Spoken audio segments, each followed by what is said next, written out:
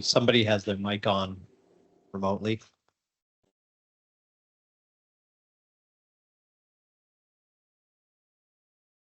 Okay, we'll get started at 6:02.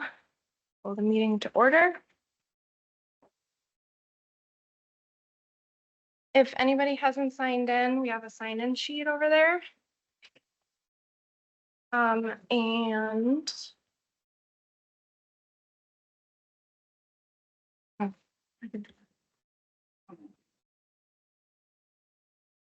And we are going to start the meeting with any public comment, and we are live stream being recorded.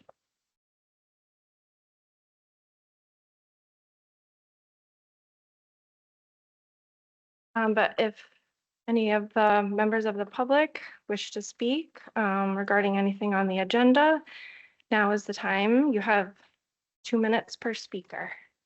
Yeah, you can come up, or you can, I think there's a mic over there, or you can speak right here, but you have to be in front.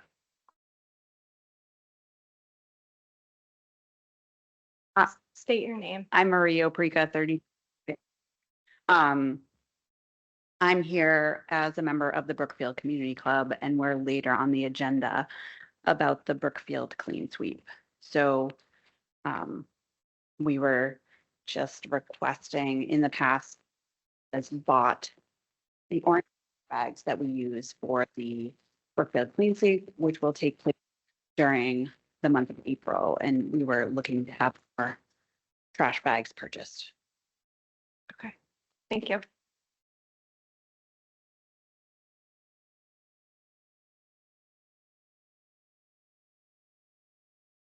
Or anybody else have anything to say?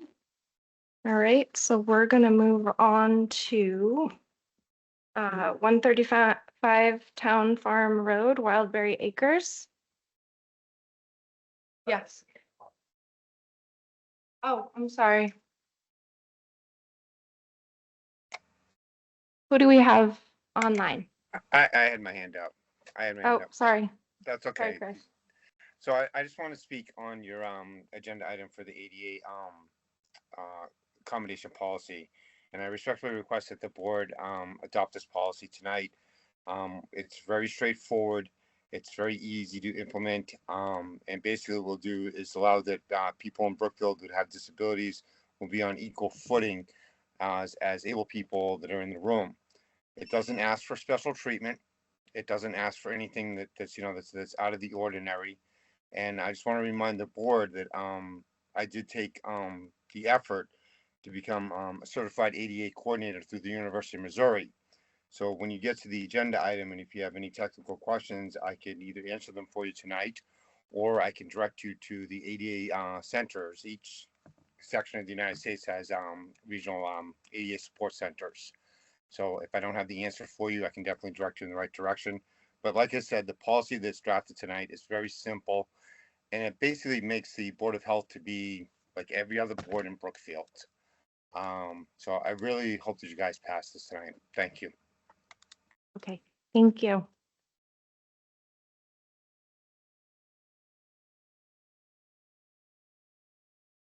Don't see any other hands, so we will move on to 135 Town Farm Road, Wildberry Acres.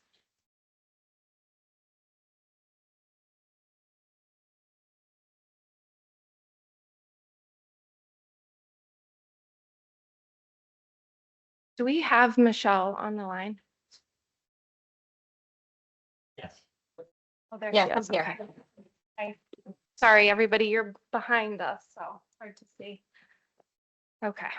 Okay, I'm Leah, Morel, 135 Town Farm Road. And thank you for allowing me to come tonight and to speak. There's a couple things that came up this past year with my renewal inspection for my commercial kitchen. And so a few things were through the coalition that I believe we were able to address today. There was a letter that came in from DC Engineering and Survey today. I think everybody got a copy of that, which was in the opinion of DC Engineering and Survey, that the subsurface disposal system installed at 135 Town Farm Road has the capacity to handle the existing flows from the 4-bedroom dwelling as well as the commercial kitchen. And we actually have an additional 40 gallons per day for our septic system, including the fixtures for the commercial kitchen. So we should be good with that. And we've actually not had to have our grease trap ever serviced. I had it done today. That was the soonest that they could come. And I have the service records for that. He did clean the grease trap. I asked Slims how frequent they would suggest that we had the grease trap serviced. And he said for what he saw from operating last year, this is the first time we've had to clean the grease trap. He said once a season would be more than adequate. We're not really creating a lot of grease heavy foods. We don't have a fry later. We're not really doing any of that type of cooking. And I also asked about the septic pumping, and he said once every 2 years would be adequate as well. So for the tank. And then I just wanted to address a couple things because I think that there's a couple issues. So one is the historical use of the property. So there was a couple concerns that were raised by the prior chair of the Board of Health, just asking some questions about the use of the property. And so I wanted to address that because I think that also goes into play with what the original septic was, the original use was. And so for Town Farm Gardens, I was able to find, I'm just trying to get my documentation. Yeah, so I was able to find my documentation for Town Farm Gardens, and they were the company the business that installed the commercial kitchen. So the commercial kitchen was existing. We did not touch any fixtures. Everything's the same that was there. The Town Farm Gardens was previously inspected by, and I have their FDA inspection report. I have their wholesale license from the Department of Public Health, Bureau of Environmental Health and Food Protection Program, because they had their license to process and distribute foods for wholesale. And I also have their permit from their commercial kitchen from the town. So they went well and above what was required. And I'll pass those. So I didn't make copies, I apologize. But those are for the board. And so they were in 4 different states and had their wholesale license, and their capacity that they were doing was well above and beyond what I'm doing. And they had to go through very stringent regulations because they were wholesale and they had to be inspected by the FDA. So what I am doing is not anywhere near to the level or capacity that they were doing. And we have since upgraded our septic as of last May. So I just think that that's important to consider what we have going on. And I think the other issue was that that should take care of the septic, the historical use of the property. There's a couple other things that were brought up by the previous chair, and I think most of the issues have been addressed. I have, the building permits that was brought up, that there might not have been a building permit for the original kitchen, and that's all set. This is the electric permit, so that was all set. So we shouldn't have had any issues with the building inspection and the electrical inspection and the FDA inspection and the board and state Board of Public Health. So I think that clears that up. And the other issue was, which was brought up with Michelle, was Nate, which is our employee who is cooking our take and bake meals and baked goods and our value processed items from our kitchen.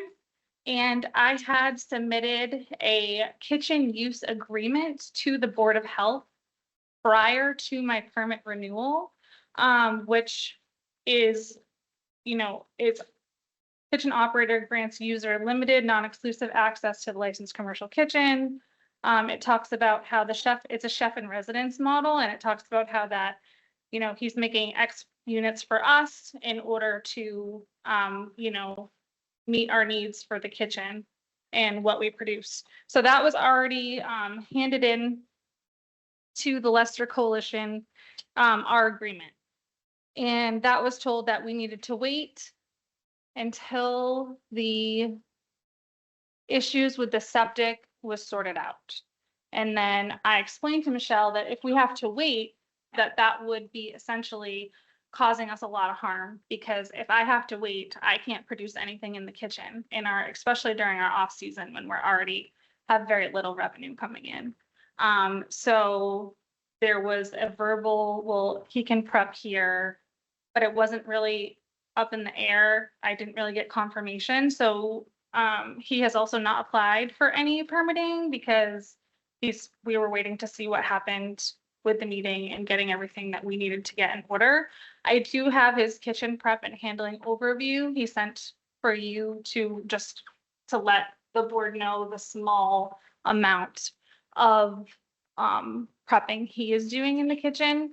Two important things to note is his any of his grease, oil, he has to be disposed of at the Elm Center in Southbridge, and he has that agreement. And any of his gray water and wastewater is at the Wales Campground, where they have an RV, which is traditional agreement with, they do that for RVs. And so that's his agreement for the wastewater. So there's no additional burden to my septic.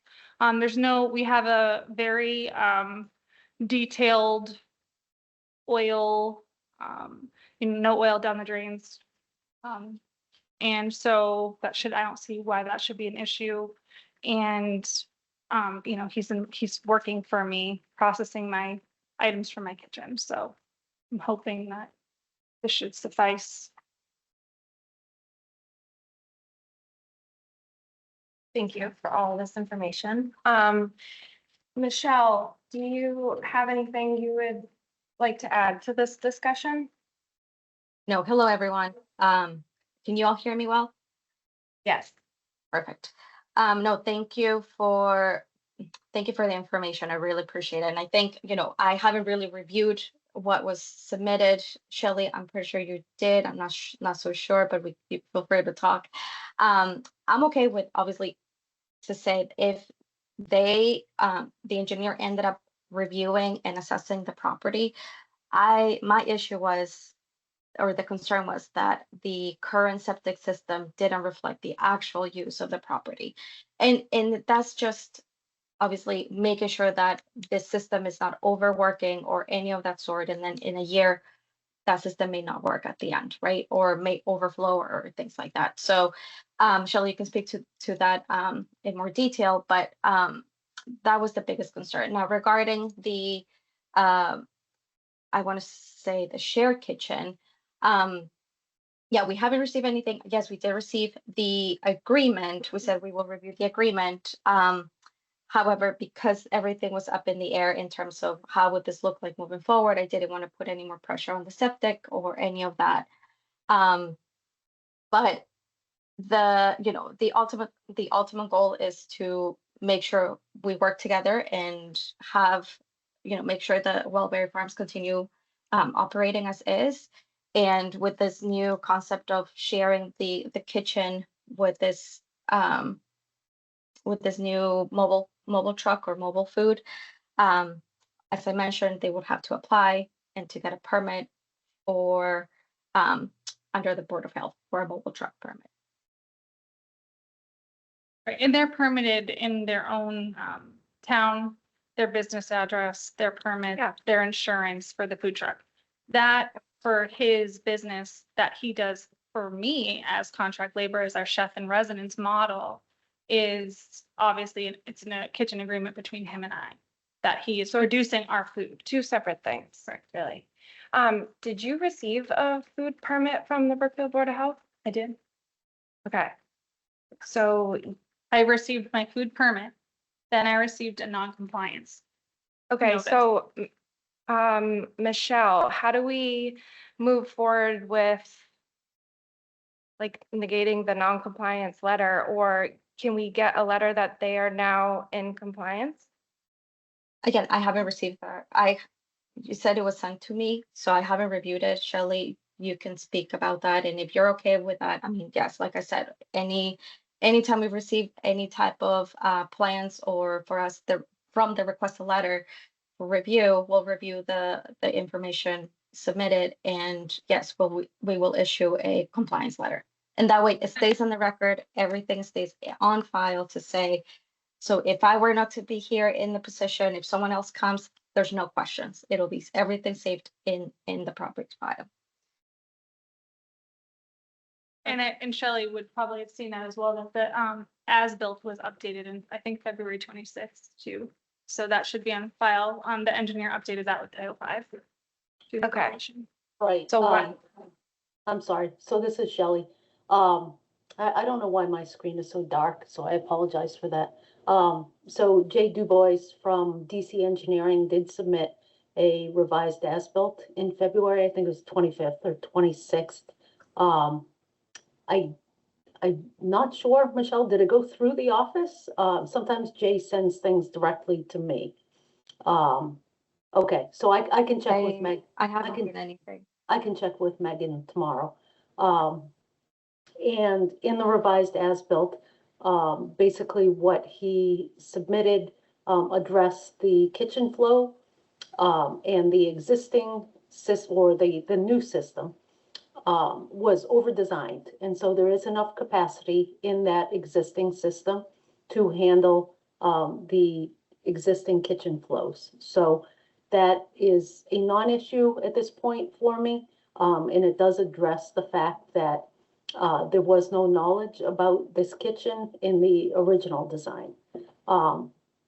So I'm good with that, as long as it goes through the office and is processed, and I will approve it. And then the other thing is, I just saw the letter about the grease interceptor today for the first time. That was sent to me by Jay, and I'm satisfied. I looked up the interceptor. It's 100 pounds. It handles 40 gallons per day. And it's my understanding with having a couple of conversations with Jay today that that is in excess of what you actually use, like way in excess of what you actually use. I would say that the only unsettled issue, which isn't necessarily even mine under Title V purview, but it's my understanding that there's a hand washing sink in the outbuilding. So I know that you mentioned that you got your electrical and building permits. As long as that hand washing sink and the gray water disposal was permitted, then I'm okay with everything. So the hand washing sink actually has a separate hot water heater in a contained tank. And then that tank gets emptied down the drain. I'm sorry, can you repeat that last section? It's emptied where? Down the drain. Oh, It's in a tank because it's in a building that doesn't have heat or like Oh. plumbed fixtures. So the Okay. hand washing sink is a stainless portable sink that's hooked up Mhm. to a hot water tank, which Okay. then the hot water tank and then it's all self-contained. okay, yep. So So you there's bring it nothing- inside, you bring it inside and you dump it down the drain? yeah, the tank, yeah. Yeah, It's like okay, it's just this, this big. And then Okay. it gets emptied at the end of the day. okay, yep. So- Then, And Yeah, if we, the building itself is, if we made any upgrades as far as like, it would be nice to have a hand washing sink that's plumbed in. I believe we still have the capacity to do that to the, with the 40 additional extra gallons that we have for the septic. you So do that have should some be- extra design flow that could be added, but, I At would this time, encourage it's you not. to, yeah, I would encourage you to, use your engineer and that resource to determine what those flows might be.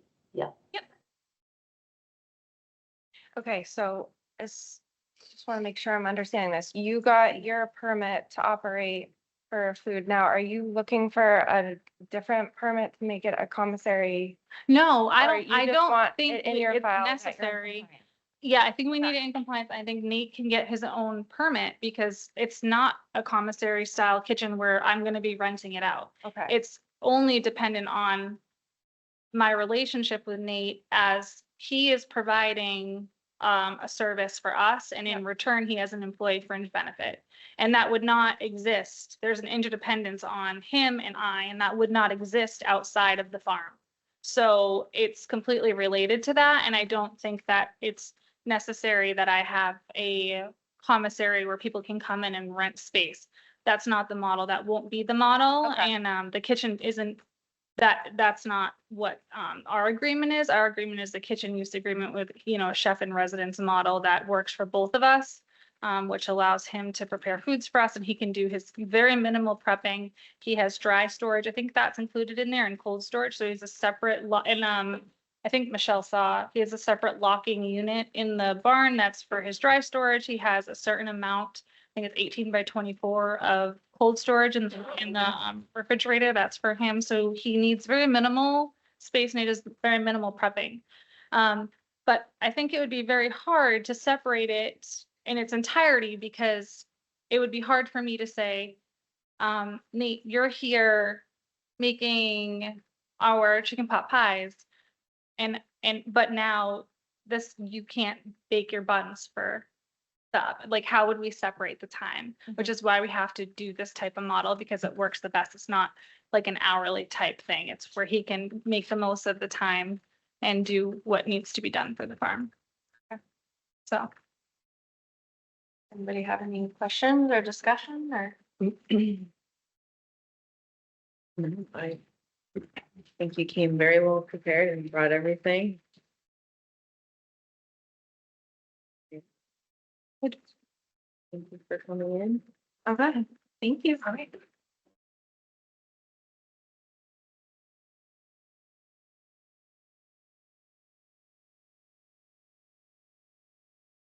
Okay, I have Jennifer Pope from Dollar General.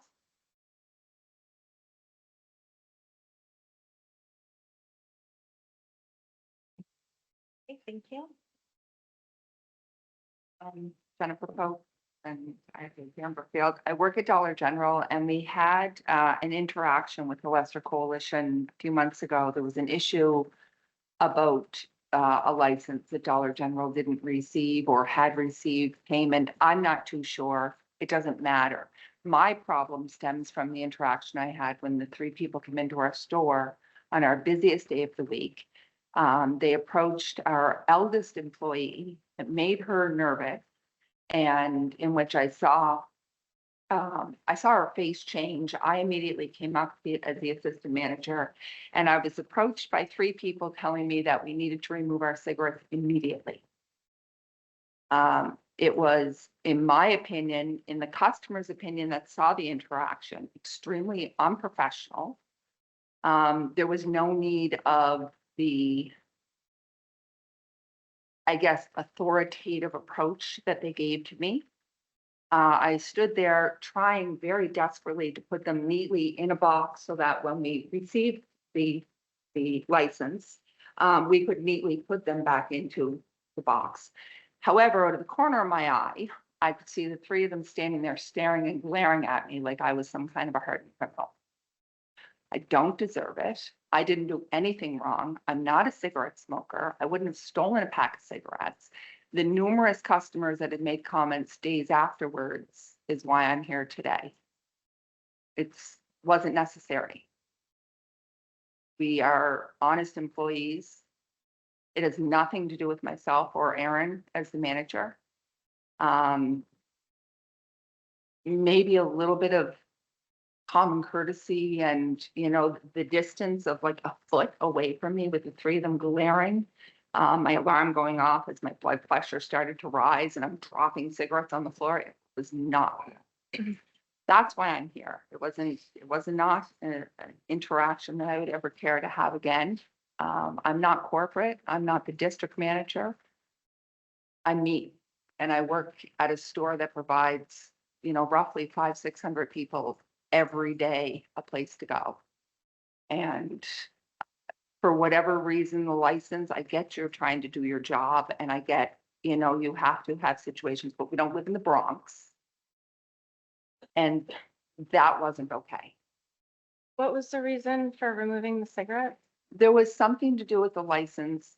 Apparently Dollar General Corporation didn't pay for the license. Now, we were told from the DM that they had the canceled check back in October and it wasn't put into the system. I don't know. It's not I just work with, you know what I mean?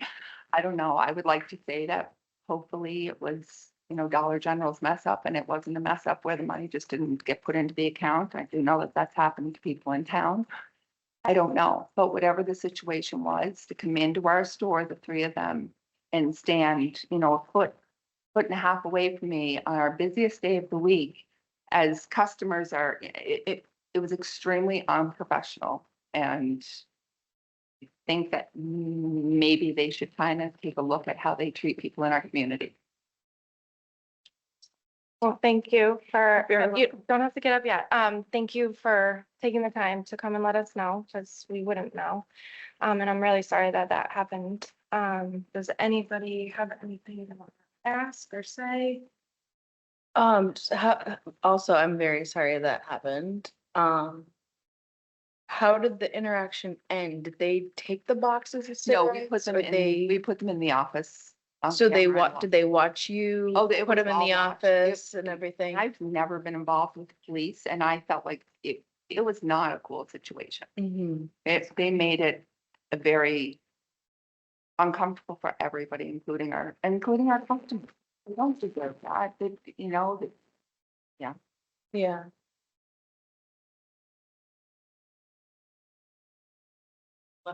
Yep.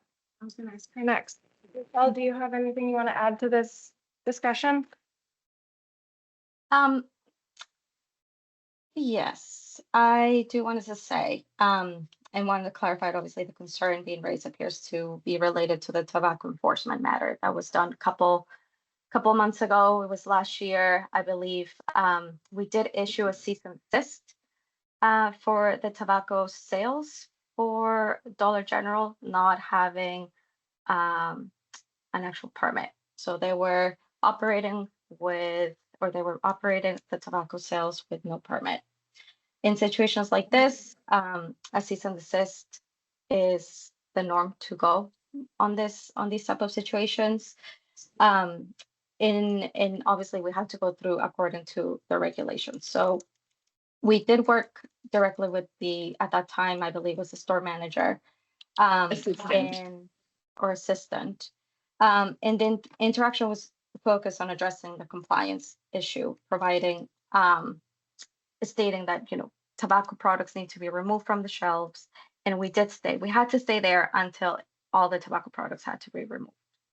I understand that enforcement interactions can feel uncomfortable, but really our goal is to ensure that whether, the compliance comes into place, it's really communicating I want to say we were communicated clearly and professionally in our interaction with the assistant manager.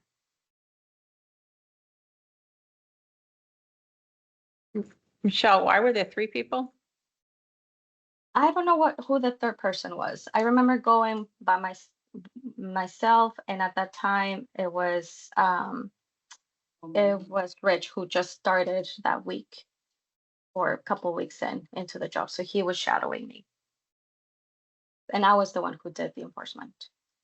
So I want to say I was definitely professional. Not sure who the third person was. When did this happen? What month?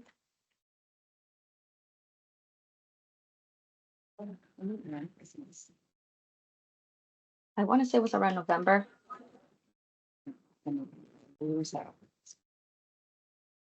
Okay.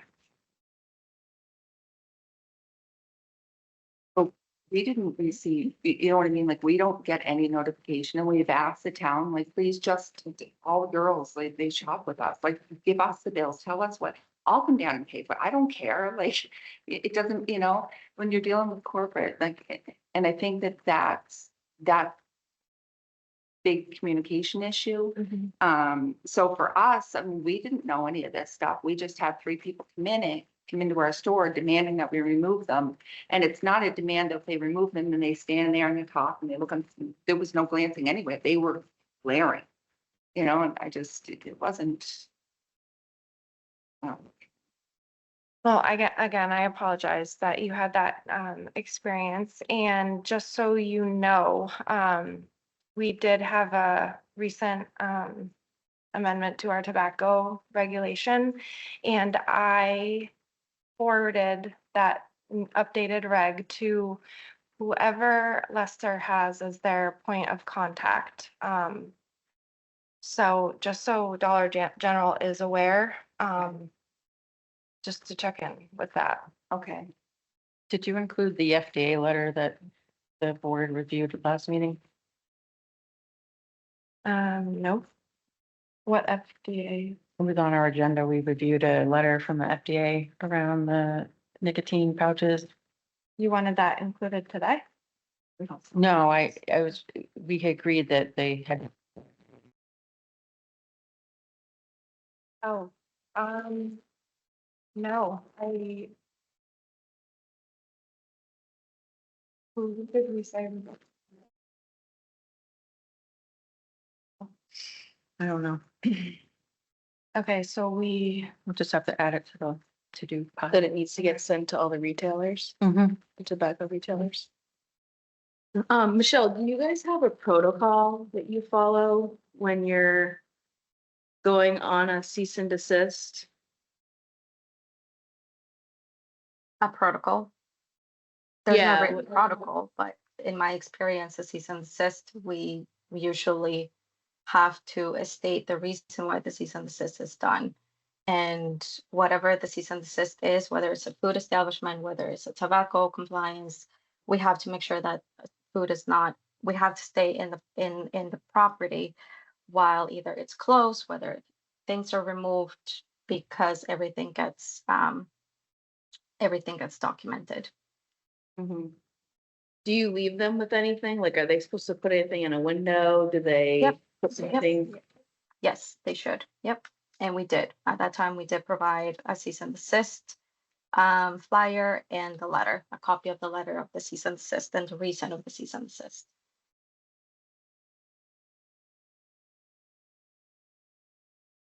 okay. Well, Yeah, thank you. So this new letter that's coming out is just with regards to the pouches and stuff. Yeah, We don't That's sell it. any of that. yeah, but anything. it's gonna go to every Yeah, which is retailer. fine, but I just want to make sure of leaving tonight, Yep. going in there tomorrow morning, I'm not gonna say, No. okay, we need to do this. Yeah, All right, well, thank you Well, very much. thank you again for your time. I pulled what I had. I pulled a copy of their application. So the corporate didn't apply for tobacco permit until August.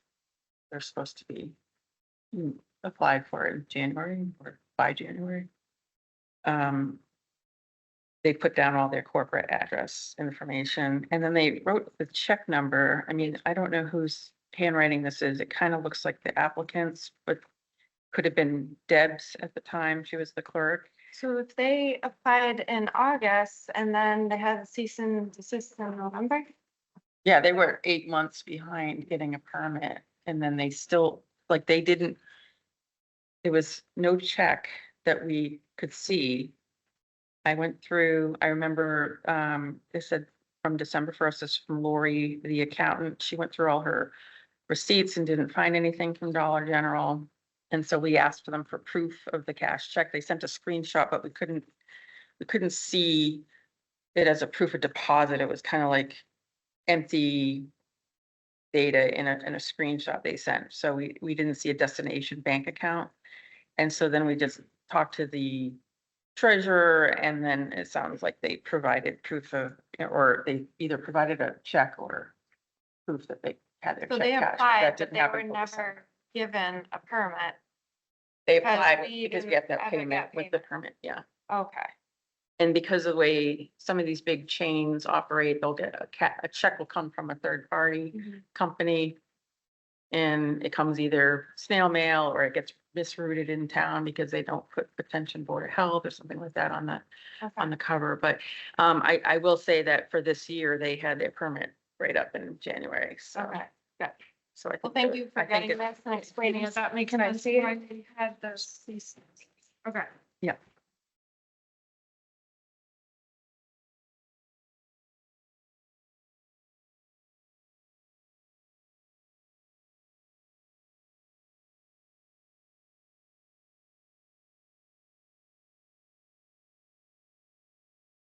Okay, I have Patty White from White's Landing.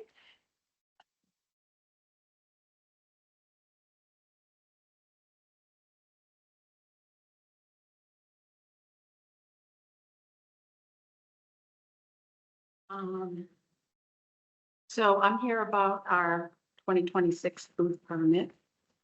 I have a letter, just a formal letter of record, is why I'm here today. If I could submit that, I did 3 copies. Basically, this day, a summary of why I'm here.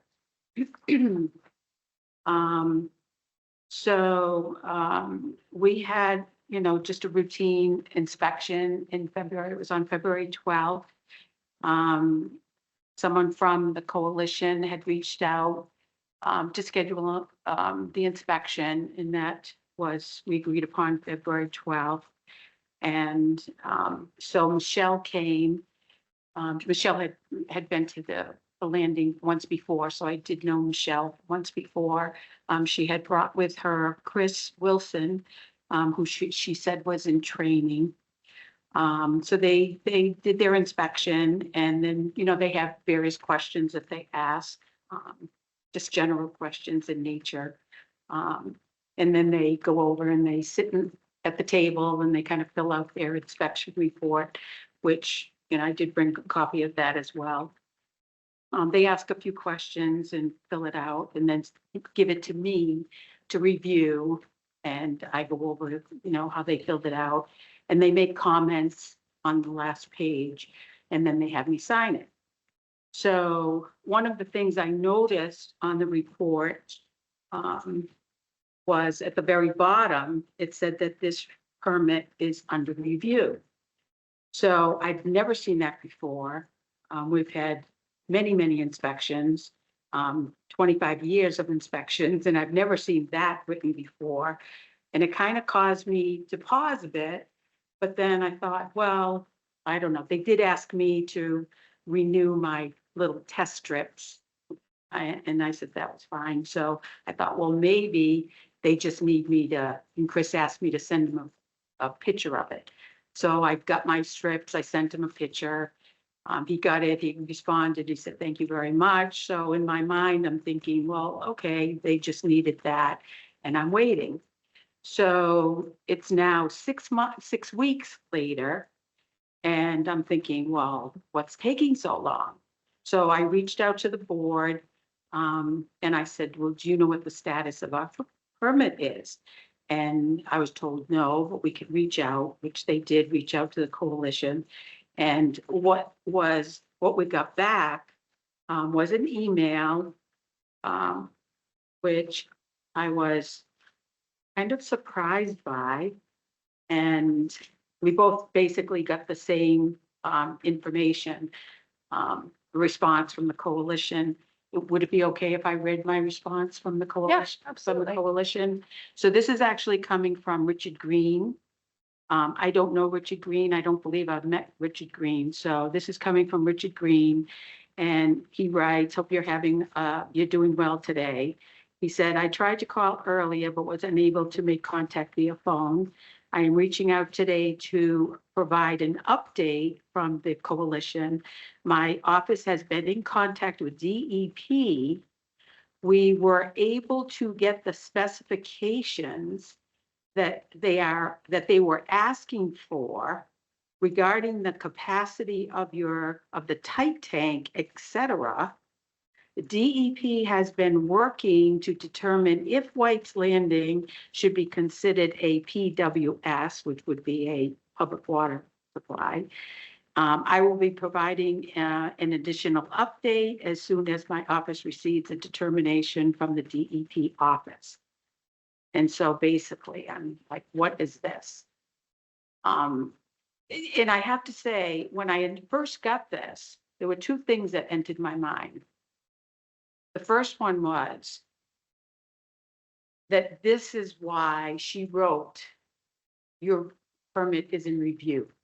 That was the very first thing I thought of. And the second thing I thought of was, I felt that she knew she was going to do this the time she was there, but didn't say anything. Because, and I'm thinking, well, why would she not say anything to me? You know, she did ask when she was there about this, you know, the septic, the water, you know, which is something that people do. I wasn't surprised by it. And I said, yes, we do have a well, we have the tight tank. It's been like that. It's never been an issue. We've never had an issue. Like I said, we've been there 25 years. I've gone through more inspections, permitting. I mean, people, I mean, I have records of everything, DEP, when you get these type of situations, I mean, there's documents, there's responsibility. This goes on your title. I'm responsible for that system. And that gets followed through in the title. And I'm very aware of that. There's nobody that has more documents on my property than me. Ask me for any document from any year, any month, and I can tell you I have it. There is no one that's more responsible for our systems than I, and we have never had an incident there.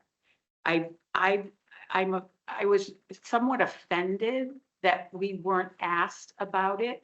I know where they're going with the public water supply. I'm very familiar with regulations. You can find the regulations for DEP public water supply in 30 seconds, doing a Google. It's there, 25 people a day, 60 days a year. I'm aware of that. And it's not new. It's been in effect for years now. So I'm very familiar with it. And I know, and I told Michelle the day she was there, that we are well below that. And I'm aware of that too. So I'm not concerned with it. But apparently, maybe they think they need to either oversee this, do the deep dive, you know, go. I don't know what they're doing here, but it's been 6 weeks. There's been no communication up front, no communication till now. The communication came because I was looking for it. And even to get it, it's puzzling to me. And I'm, you know, I'm kind of beside myself, really, that they're delving into this without asking me, the operator and the responsible person for this system. You know, I'm the one that knows, I'm the one that's responsible for it. Ask me. And so I am troubled that there wasn't that communication, and there still isn't, you know. I would, in addition to that, but I feel like we're all out of the loop, you know, because when I reached out to the board didn't know either, you know, and that bothered me because I feel like there's this, you know, this is something happening outside of the board, outside of the local board, outside of the local community, outside of the local businesses, by an entity or an agency that doesn't know us, you know, hasn't been there, new coming in, just meeting people, they're training, you know. So I felt like it was a skip over, you know, we don't need to know what you know. We're going to do it all on our own. And I wasn't pleased with that, actually. I do want to request of the board, if it's possible, and it's probably public information, but the communication that they're referring to, that sounds like it happened multiple times because they asked, they got a reply, they asked again or whatever. If I could get request copies of the communication between the coalition and DEP, and not just DEP, but anybody else, you know, because the coalition could be involved. Obviously, the DEP is involved, and there may be other individuals that they have reached out to. I don't know, the town, I don't know. But certainly there's been, that septic was, that tight tank predates me. And if you look at I have all the plans, you know, everything, that went along with it at the time, you know, that's all on record, it's all recorded, so it all exists. So I'd be curious, and I'd like to know who they communicated with. And I don't think that that's too much to ask for. And I would appreciate that. And lastly, I would just like to say that, you know, I would like to, that the state allows towns to create their own local boards for a reason.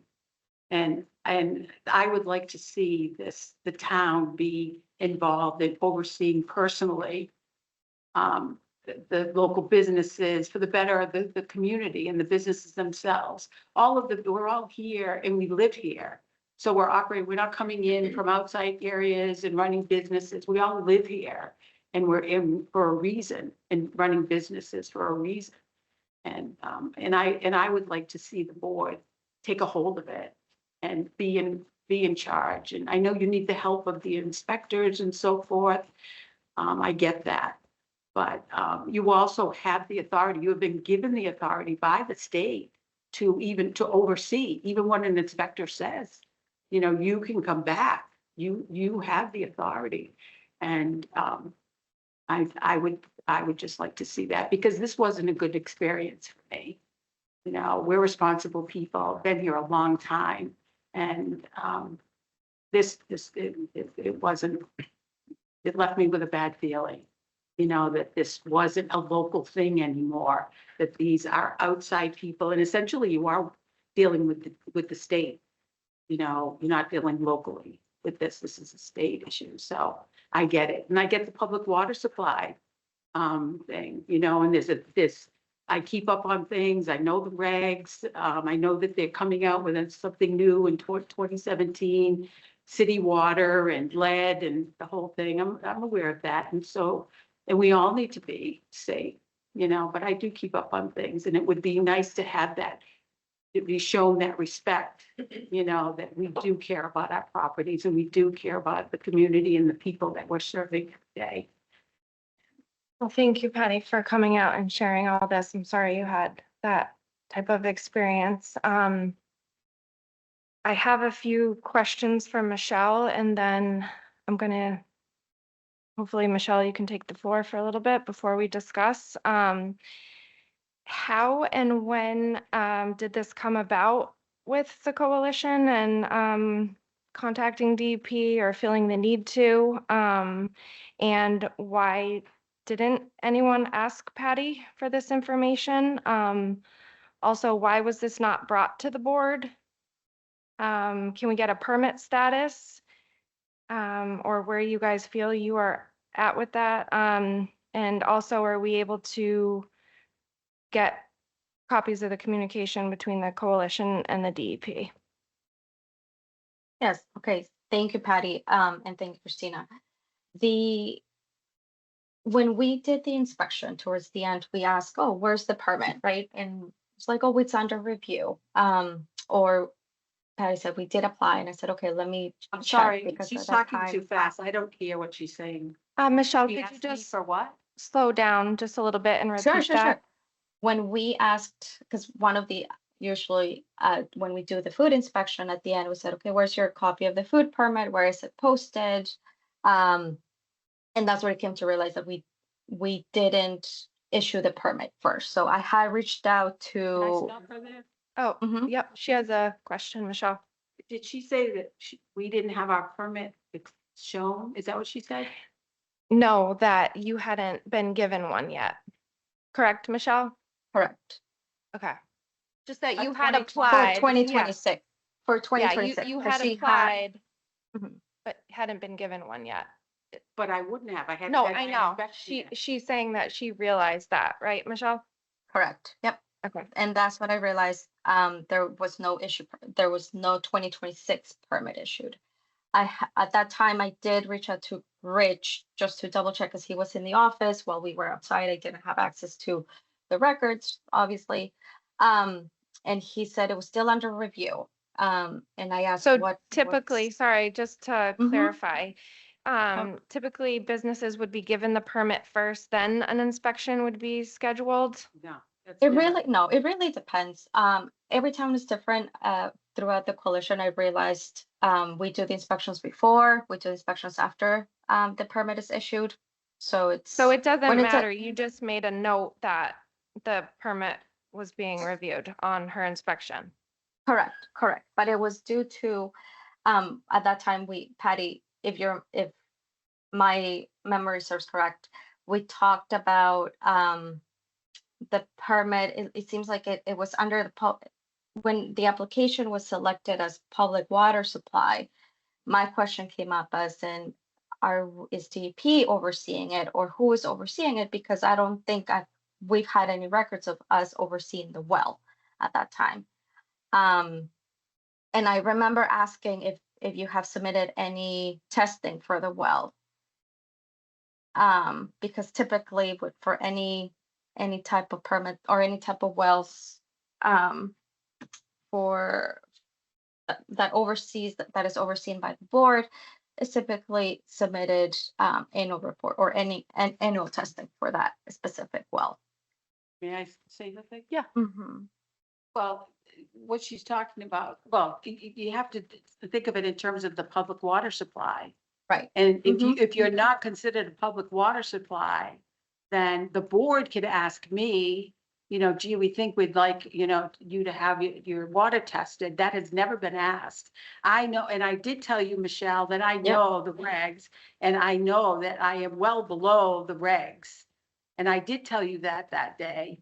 So nobody, the board has not asked me, and I don't see how that holds up my food permit. Because under a food permit, you need to have it's called a proper water supply for a food establishment. I am not a public water supply. I think she said proper. Did you say proper? I said proper water supply, Oh. a portable, it's Okay. called portable water supply. Potable, Oh, portable? potable. Okay. And that goes to any food establishment. It's not just White's Landing. Which is I why need it's a part of, clarification on that. I'm sorry, I said I would ask for clarification on that. on portable water supply, Yes. for any food establishment any food establishment that runs has to have a proper, whether if it's a well, if it's through well permit, it has to meet the requirements for a well permit, meaning, if it's free of chlorine, free of E. coli, free of, any type of pathogens. Because you're using the water to either prepare food, either to make ice, to cook. So it has to have a proper portable water supply. Okay, so are you talking about testing? Is she talking about testing? No, I think I'm talking in general as a food establishment. So if a food establishment, and I'm trying to think of as a residential kitchen, if a residential kitchen has a residential well or a private well, that well should be tested annually, right? And reports should be submitted, because if you get a food establishment permit, your establishment have to meet, regardless the food code of a portable water supply. Yeah, and I understand what you're saying. And, Mhm.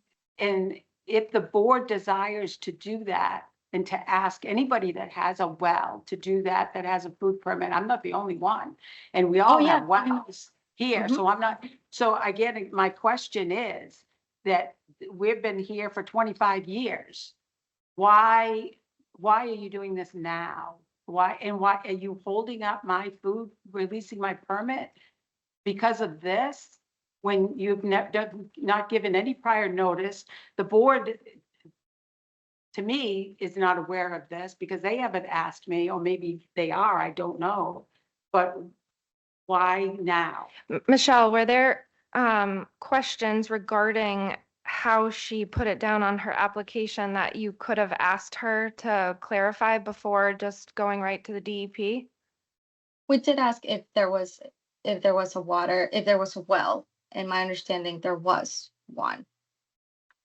Right, Okay, Patty, but we said it was unclear, it was not properly did you ask permitted her through for the Board of Health. clarification? During our interaction with Patty. That was the only Yeah. interaction we had. Yeah, after but that. did you ask for clarification then or after? Like, why did you go right to checking with the DEP and not letting her know? Well, because she also put it as a public water supply, and we asked if that's done through DEP, and she said no, and we said, okay, we need to do more digging, and my understanding, and that's how we left it at that time, at the end of the inspection, we said, we'll get back to you as soon as we hear, we do some digging in your files, but also try to understand where you stand with that. So are these not two different things, two different issues? Am I not understanding this? A public water supply to be considered, there's regulation, there's criteria. No, And I know yeah. that I'm below that. So, So separate from that, Mhm. if they're saying, well, just because you have a well, we all have wells. Mhm, Anybody mhm. this away has a well. There's other people that have. So if you're just asking to be tested, so this is new because 25 years, never happened before from the board. So if this is new, I mean, isn't there the idea of we're going to constitute this, it's always been there, we've never enforced it, we've never asked anybody before, but however, we think that this is a good idea to maybe start doing now. We realize you're not a public water system, you're below the regulations. However, we think it's a good idea because you do have, public has access to your building that we think that you should take, So it sounds like with there notification. could have been a little bit better communication. And And like not hold maybe up a education permit. is where you're kind of getting, yeah. And not So hold up a Michelle, do permit. you have an update on this?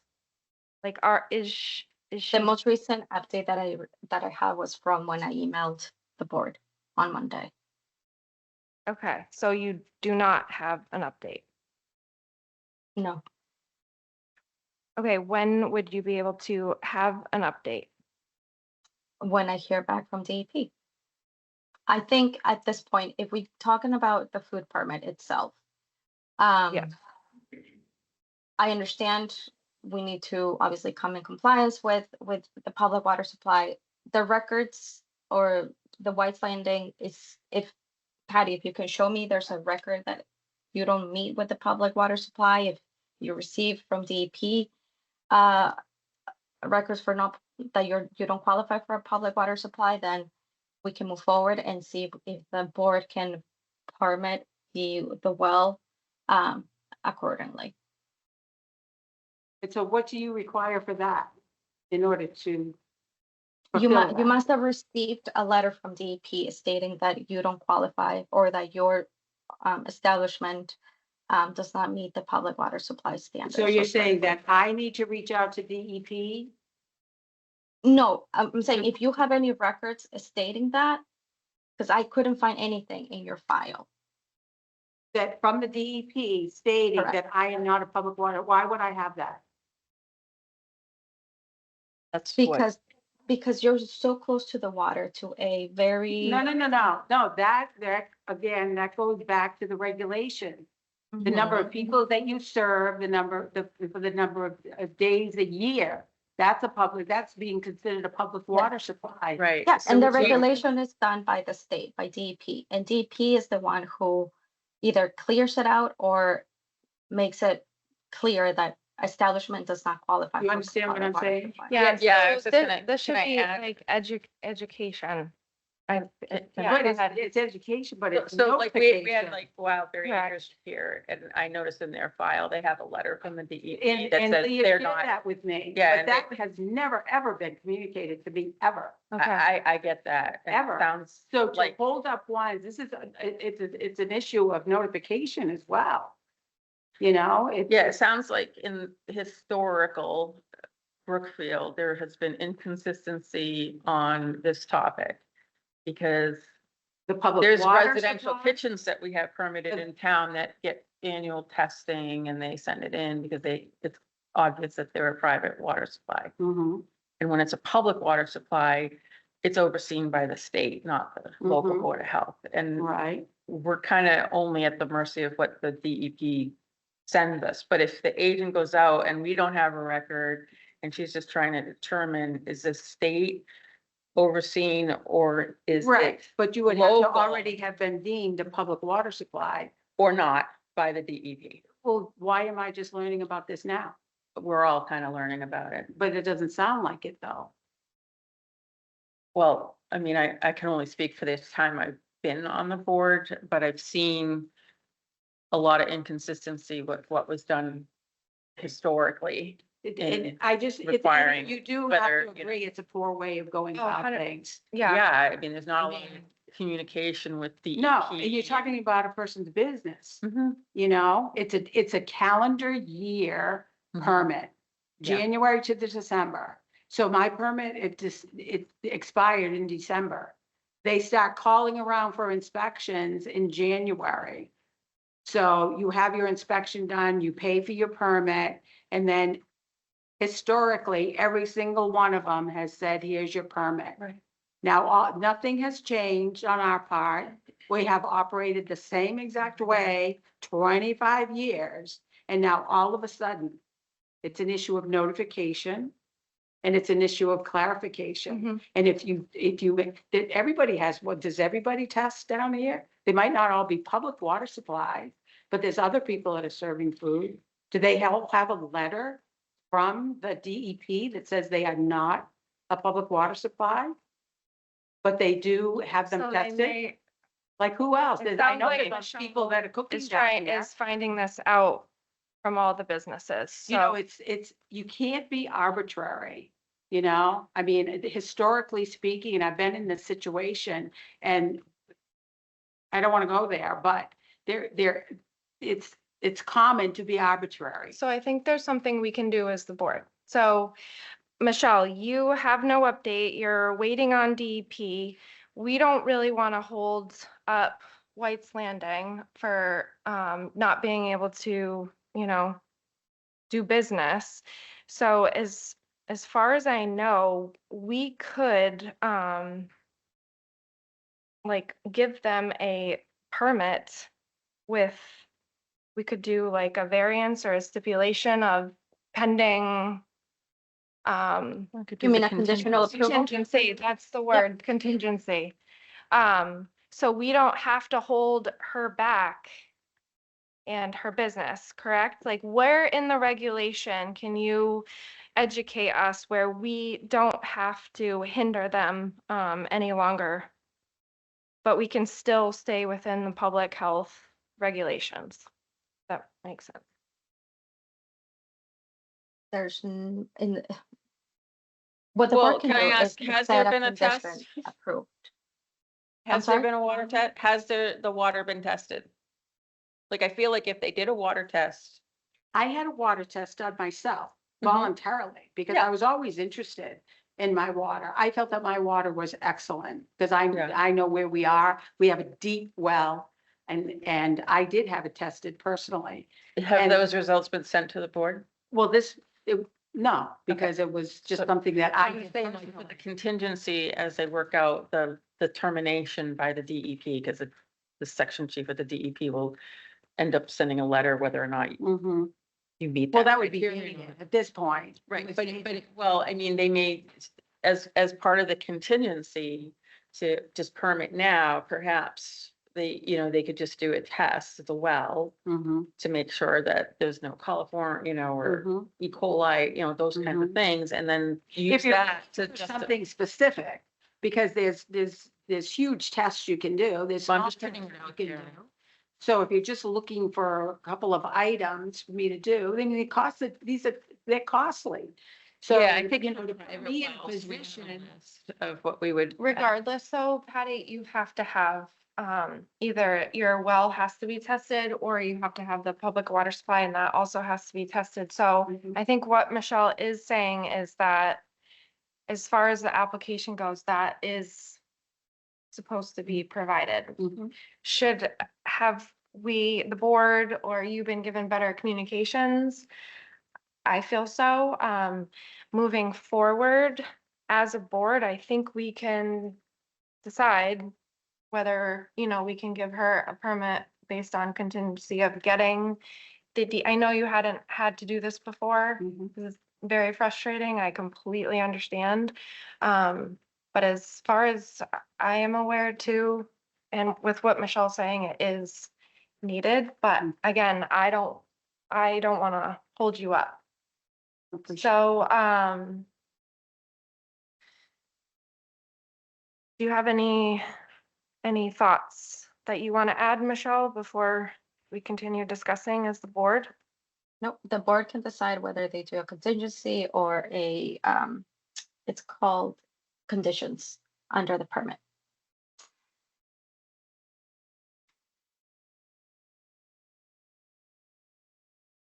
Have any thoughts you want to say? Yeah, I'd be in favor of conditional approval, given that she's been operating for years, with doing a well test. And then when the final information comes from DEP, which unfortunately it's like on them to provide to us, Mhm. we can try to hurry them as much as we can, but I know they're short-staffed, or like everybody. Mhm. But yeah, I mean, I think that would be an ideal solution, just to cover both the safety of the well and then just keep her moving so she can be ready for the season. I agree.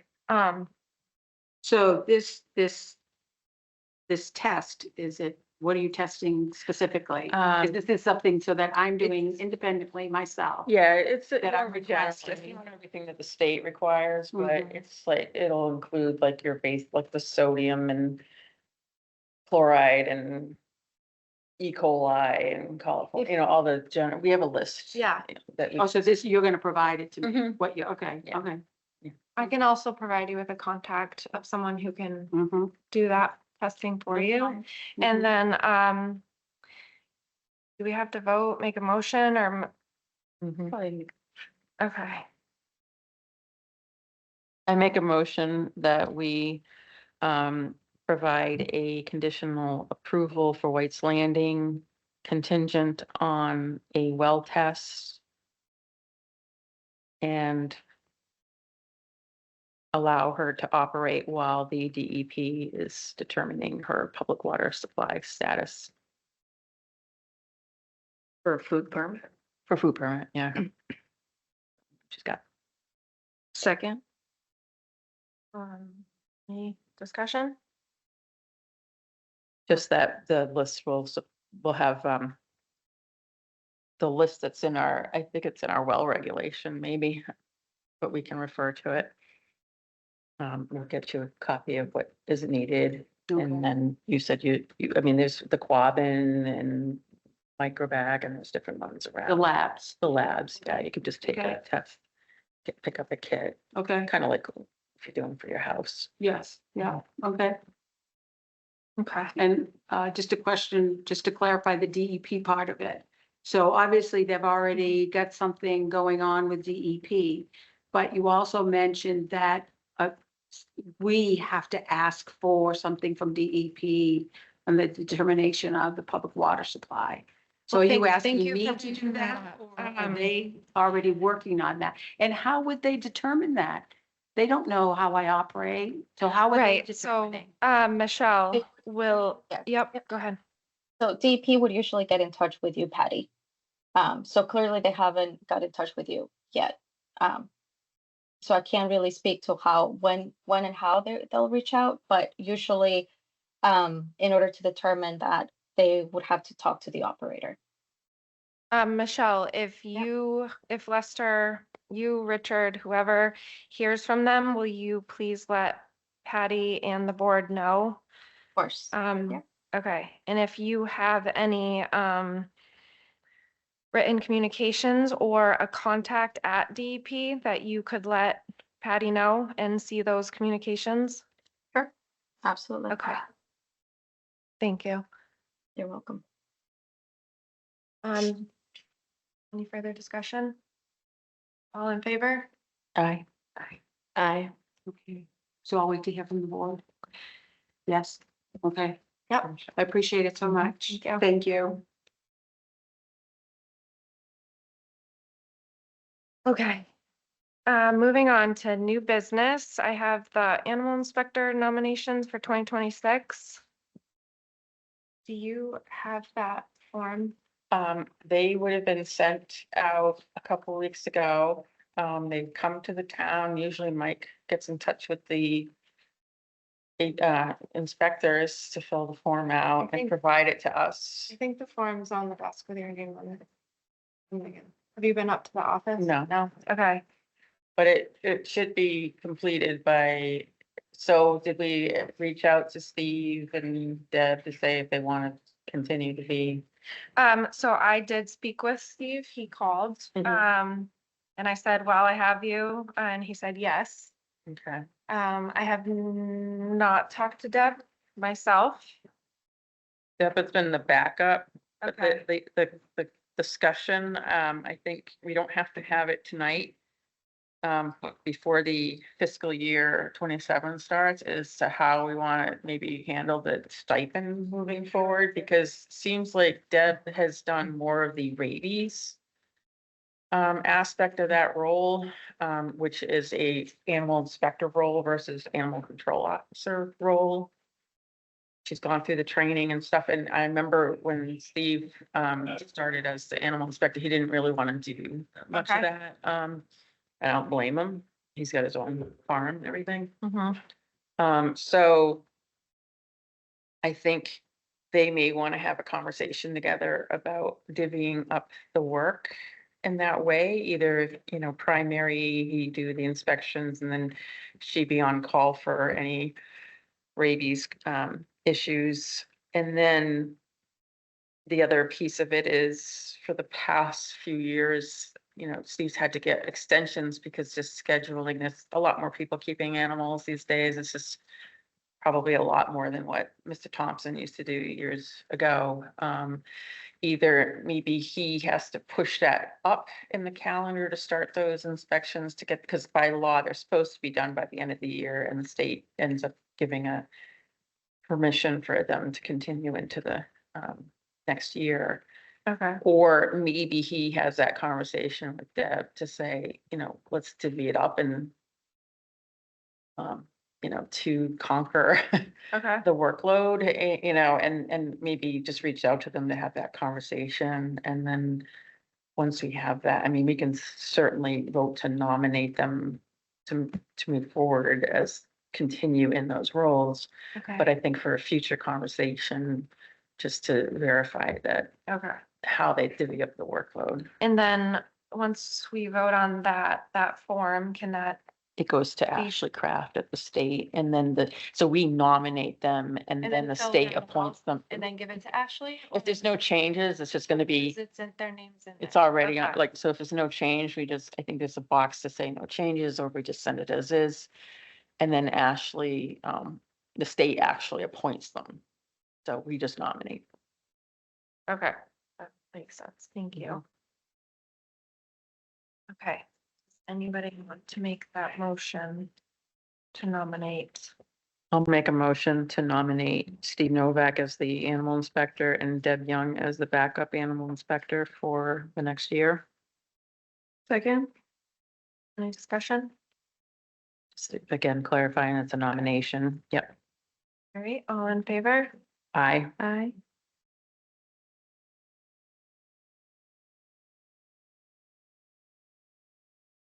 Great. Next, I have Sustainable Materials Recovery Program, Recycling Dividends Program, Grant Cycle. Yeah, so Is There was- that this? Or, no, okay, I don't have any document for Okay. this. It's online. I did send the state your contact information to be added to E-Track. You might have gotten an email. Could you give us any further information on how to get on that? Other than, I did see. that. Retrack it is. Sorry, I called it E-Track. It's Retrack. I got on there with a lot of help from them. So it's, is it, was it? It's Irene that was here a few months Oh, back. yep. She's the resource coordinator, so she can walk you through everything about getting in. Would you be able to send us her contact, or is that on that email? It should be on the email, but I can, or no, that might be Rebecca that was on the email. So I can send her contact information Okay, for you to thank reach out. I've done most of the prep work, previously, because there were things that were due at the beginning of the year, just for the grant cycle to open. And so then the grant, but I thought we were trying to get the new grant writer to do this input. I'm not sure where that is, but I did put in for her to have access to the system as well. Okay. I just wanted to make sure it was on the agenda so that you were aware that the grant cycle is opening and it's a timeline. This is the application to get points, to get money for, down at the transfer station. And so that will be opening, I think, in the next week or two. But, I mean, I can also help out with it if necessary, just to make it easier. So, should we be hearing something from the new grant writer? I've had a couple of conversations with her, but then kind of stopped. She sort of started like as soon as I talked about a report that we had to send, I think she kind of wasn't sure she wanted to do it. I think we just need to verify with her if she's interested in doing the grant the way, Lindsay was going to. If not, I mean, I'm happy to input the information for the year. I mean, I've done it for the last couple of years, so I'm kind of familiar with it, but it's up to you guys. If you don't mind, but can that be brought for us to take a look at the next meeting, or? Yeah, I just don't know the deadline for it. I have to verify, hopefully the Like what- deadline. I guess I just don't know what decisions or what it is. It's but- not really decisions, it's inputting what we've taken in at the transfer station. So Yeah. I go through the tonnage reports for Casella, So scrap it's- it, it's all the, Just data Mhm. to apply for the grant, yeah. I mean, if you. So they're don't- gonna ask me like how many tons of trash they've taken, how many tons of metal, what vendors we use for all the different recyclable categories. Mostly how many households we serve, how many stickers we sold, how many, all the policies. So the select board had to approve a recycling policy because they're the policy Mhm. decision makers in town. So they had, so there was a template, we sent that off to them and they approved that. So then I was able to send that to the state Okay, and have it uploaded to our website because that's required for the grant. okay. Yeah, if you don't mind doing that, that would be great. And then if we could see a copy of it, so we can kind of know too what's. Yep, and once you get access in there, you can look at every year because it's all in there. Okay. So you said it opens in a week or two and then it's due pretty quickly?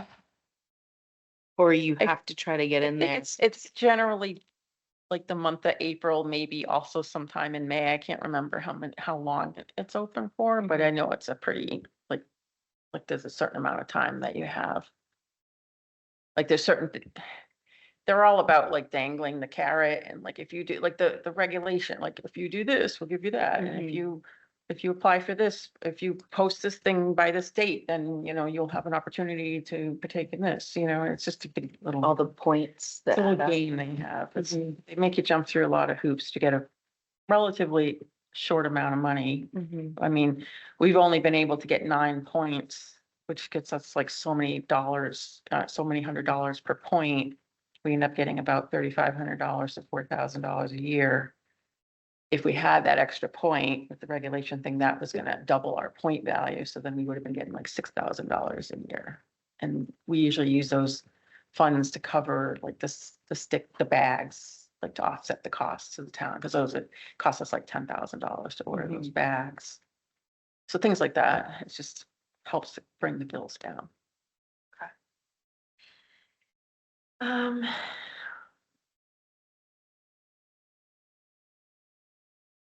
All right, so if you could do that, that would be great. Yeah. Yeah. And then let us stop. Okay. All right, next I have beach testing. Yep, so just wanted to make sure you're aware, every year we have to work with the select board on the beach. So they have to fill out a form from the state on the beach to apply for a permit from the Board of Health. We just approve it with like a little templated permit. And then we have to contract. So by law, we're required to test South Pond for E. coli every week between June 1st and the end of August. And so we set up a contract with Microbac because it's the only area lab that's licensed by the state that also comes and tests it for you. And they're down in Connecticut, but they do it they've been doing it every year. And then we have to, the clerk or one of us has to enter the results in the online portal. The pH, and then those get reported out. And then people, there's an online portal for the public. They can look in and see if the beach is closed or not. And historically, we've had to close the beach at least once a year for E. coli. That's usually due to a lot of rain and runoff, right? And then the opposite happens when we stop seeing rain and we get into dry or sunny, hot, summer weather, then that's when you start to see the transition over to the other pond where we see cyanobacteria, right? So it's kind of like these bacterial imbalances. And by law, because we have a beach, we have to test for it and give a permit. And then we just keep our eyes on the other pond for toxic bacteria. So this contract, what do we have to do? Or is it I just, can just reach out to Microbac and ask for another quote. Should be pretty similar to what we've done in the past, and then I would have it on the next agenda for us to approve it. okay, So I'll get a draft and send it over to you before the next meeting. Just have it on because they need to test. So basically, we're required by June 1st to test, but we need a test result in order to approve the opening of it. So we start it usually like the week of Memorial Day, get a test result, bless the permit, and then start the regular testing. okay. Thank you. Oh, I am coughing all of a sudden. Nope. Okay, next is the software.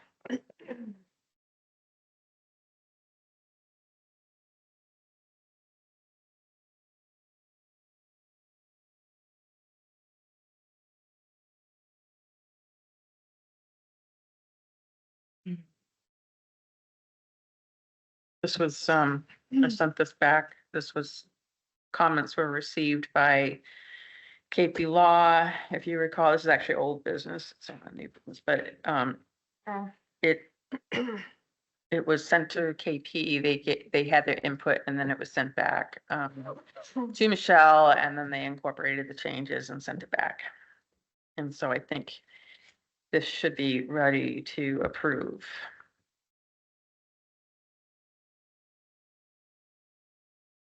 This is the software that doesn't cost us. It's through the grant, but we have to have a contract for it. This is the software for permitting food. Michelle can speak to it more. I can. Michelle, you still with us? I'm still here. Yep. Do you guys have any questions regarding the contract or the food software? No. Do not. I don't, when will this be I think we're probably the straggler waiting to get this Honestly, approved. yes. Everything has been, well, most of the accounts have been already set up. We're ready to train. I got notification from them, just scheduled training. We are waiting for Brookfield to sign the contract and get your account ready and for folks to get or not permitted, I'm sorry, to get trained. So whether you choose the Spark user, which I believe was the admin, at that time, or I don't know, whoever you guys wanted to decide, the admin is considered your Spark user, and they'll be able to give them training for them on how to use the software.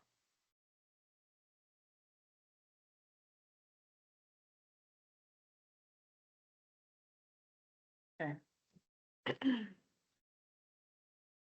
Right, does anybody want to make a motion? I'll make a motion that we approve the Relevant Systems Incorporated Software as a Service Agreement. Second. Any discussion? Nope, Okay. you will sign, right? Yep. All in You need favor? you have I don't have Clean. like the clean, no. this was in our pile. This is not clean. This is like, No. okay. No. Michelle, can you send Christina the clean contract? Sure, I'll ask Relevant. And do I just don't need think, one signature? Yeah. yes. And then, Yeah. so my motion, I'll just amend my motion. Mhm.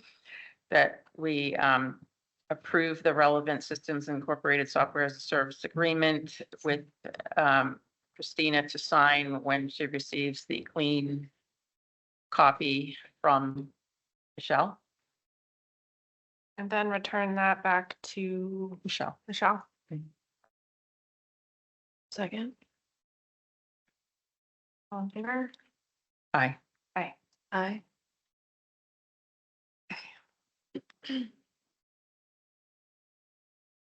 Environmental testing landfill gas well contract for 2027.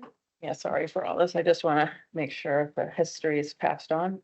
Environmental testing at our landfill that has the solar array over it, right next to the current transfer station. I talked with Atlas today. Our contract actually goes through next year, so we don't have to renew the contract this year. We're in our third year. We were able to secure pricing that was flat for several years now, so that's very good.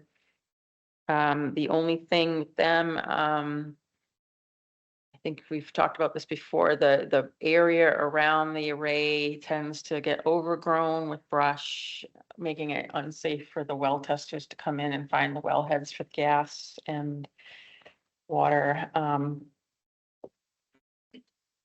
We also have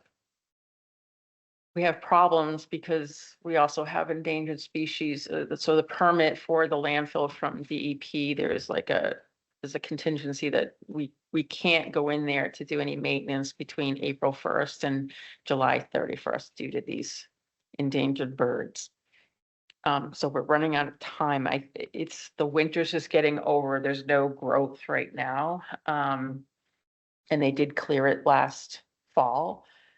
But the highway department will just need to be putting in their schedule for like August 1st to get in there and clear around it, just as a regular thing that they have to keep up on because it gets out of hand.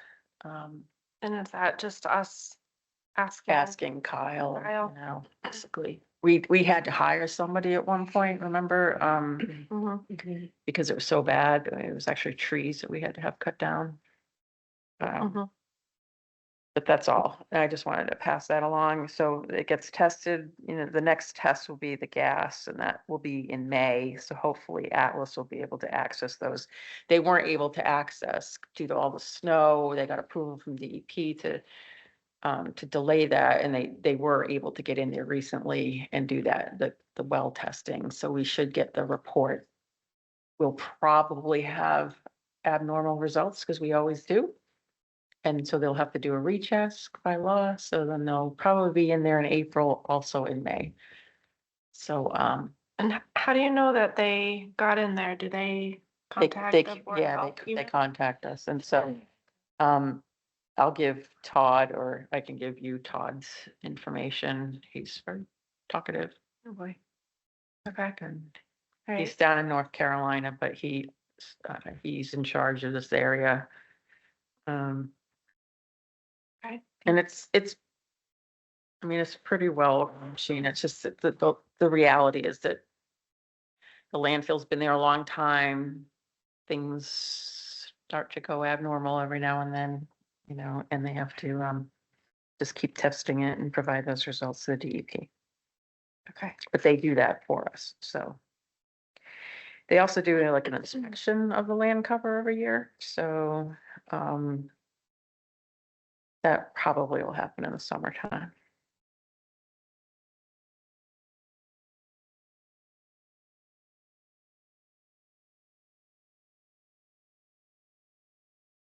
All right, thank you. Brookfield Transfer Station, waistband compliance statement. Yeah, so the last inspection that we had from the DEP and from our third party, independent inspector, they keep commenting that we don't have a waistband compliance plan. So I was able to find DEP form for the town of Barry that was filled out, and Mark, the inspector, had said, if we do something similar, this is what they're looking for.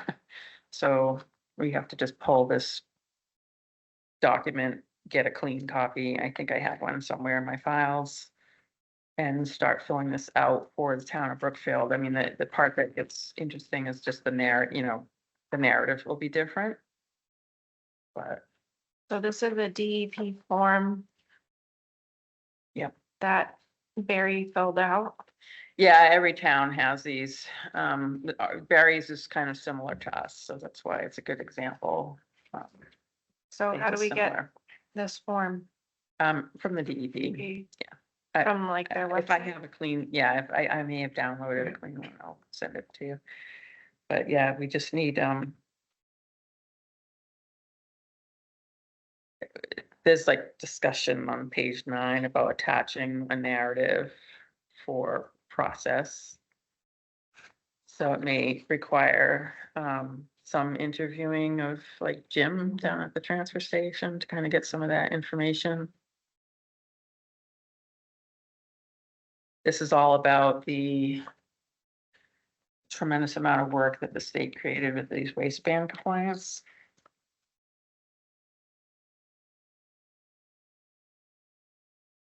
That's just to let us know that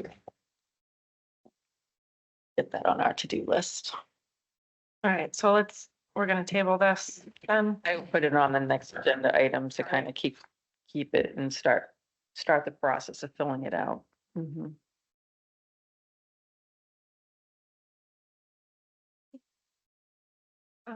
Okay, so the request to order the bags, Marie spoke earlier. I had asked her if, since it's a community, club event or community club, yeah. Why don't they just buy them? And she said, I guess it is.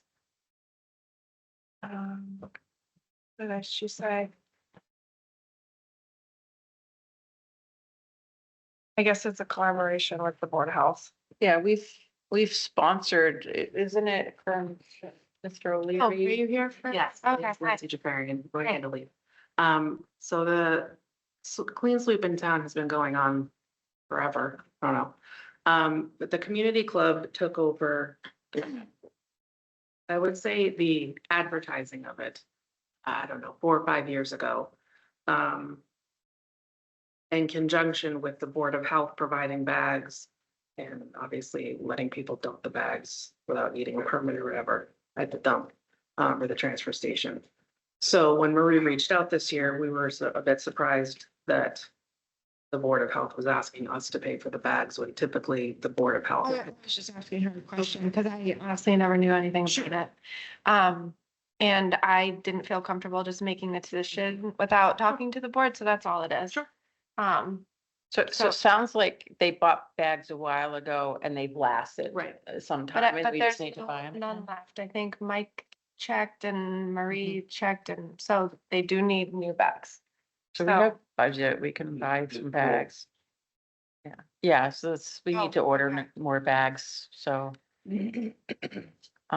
So, They can order them and, or have Mike help them order. I don't remember who they ordered them from, but they could just send the invoice to the Board of Health and the Board of Health would just pay the invoice. Through the transfer station expenses. is that something you guys would be okay with doing? With us paying for them? No, No. no, I'm sorry. no, if you order the bags and then give us the invoice and then we will get, I can certainly bring it to our. right? Or just maybe one of us or somebody work with Mike. Mike's done it. Right. They haven't ordered it since, it was before I was on the board, so Yeah, it's been a it's while. been years. But was like last he should year. know. He'll probably even have the invoice or from the last time and be able to. Oh, to, Marie has the link here. So, Yeah, so there's probably like, so I can just, if you guys are good with it, I'll just order them. Yeah. And then get reimbursed. well, you order them and then they should invoice the town through an invoice. And then, so then the bill will just come in and it'll just be part, that you shouldn't have, no, you shouldn't have to Okay. pay for them. Okay. And So, Mike will be able to watch. as long as everybody's good, I'm just gonna do that. Yeah, I Okay, don't- that's all it was. No, that's okay. Okay. Yeah. Okay. Okay, thank you. you. When is the event? The pickup is, or drop off is scheduled for the 25th, I believe. But people can pick up the bags at any point at the transfer station during the month of April. And then one of our members is planning on being a gazebo that morning with bags as well. In this flyer, we're gonna be posting online and whatnot, so. Perfect. Okay. Good. Yes, thank you. Thank you. Okay. All right, next I have the ADA accommodations policy. We had a discussion request. I did make a copy for you guys for the proposed ADA participation policy that was Did we send it to the town administrator or the select board? this document. I did not. Cause I feel like this is a town policy. Okay.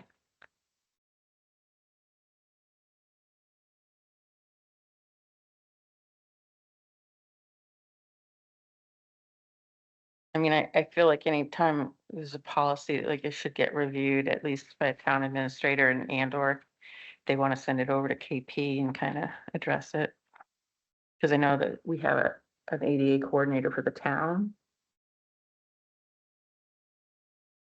You know who that is?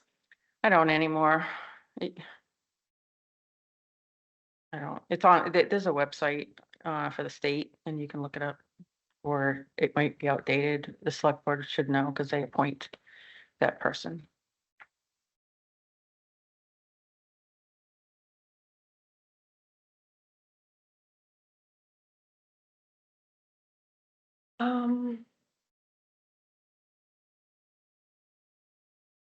So maybe reach out and we can continue.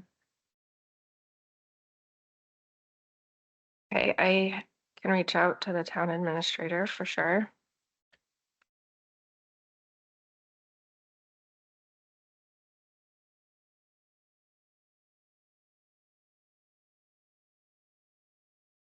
I did ask, Jacob, he wasn't sure, but I had heard that, I don't know if it was conservation, or communication, they now add the link to their agenda. I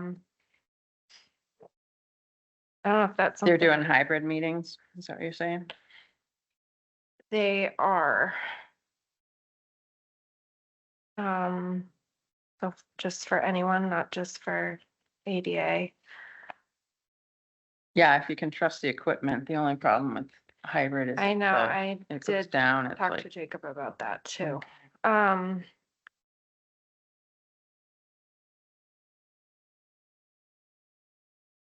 No. Any thoughts, Kim? I did not know we had an ADA coordinator for the town, I did not either. so I think maybe we get in contact with them. You want to say something? Okay. Jacob's gonna say. Oh, There's somebody on the line. oh, thank you, thank you. okay, were they hit first? Not sure. who- Okay, okay. Rock, paper, scissors. Oh. Shelby Hill for Lincoln Street Extension. The last that I knew, the past couple of months, the ADA coordinator was Beth. Oh, So okay. just so you're aware.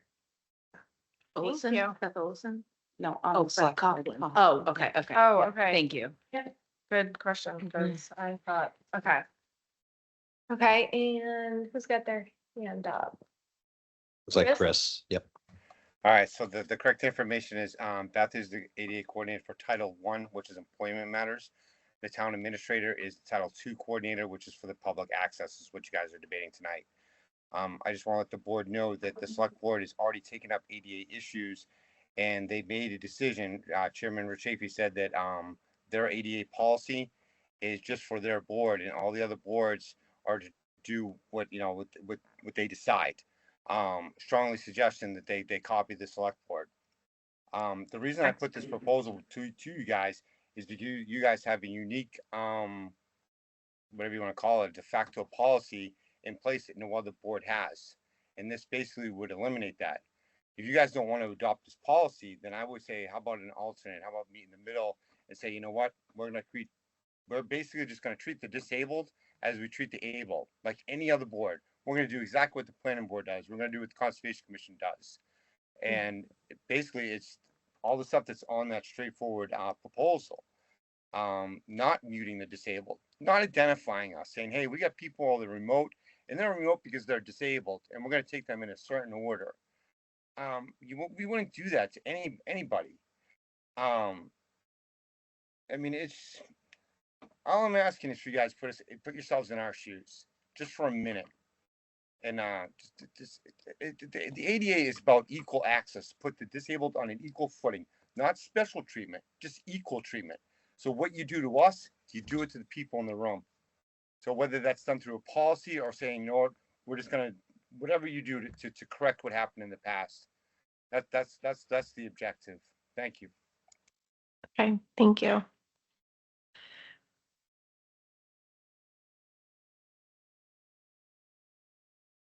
Thoughts, discussion?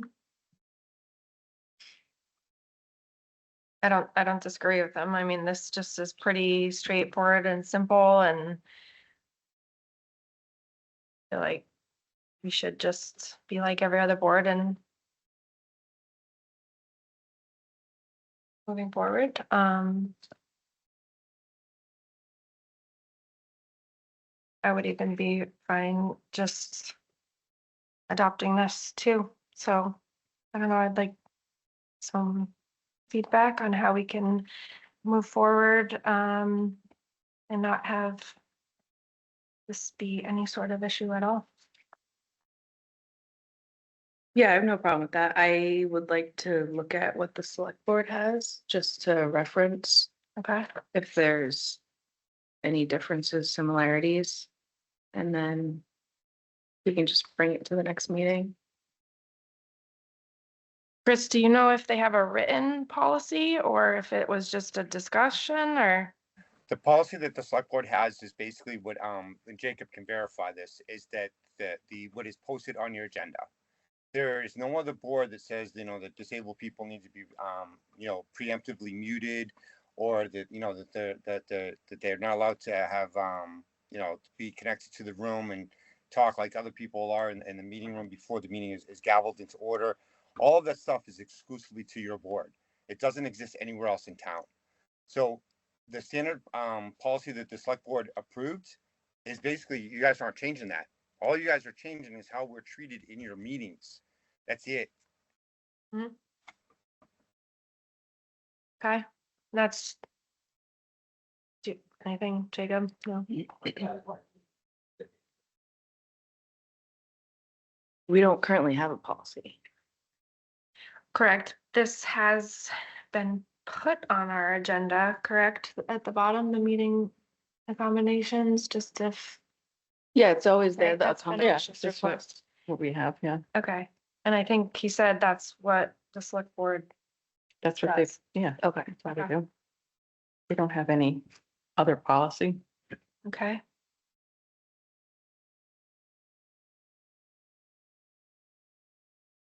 Are we good with keeping that as on our agenda and?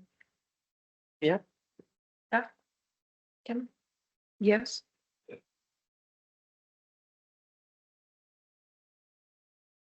Anybody have any motions they want to make or?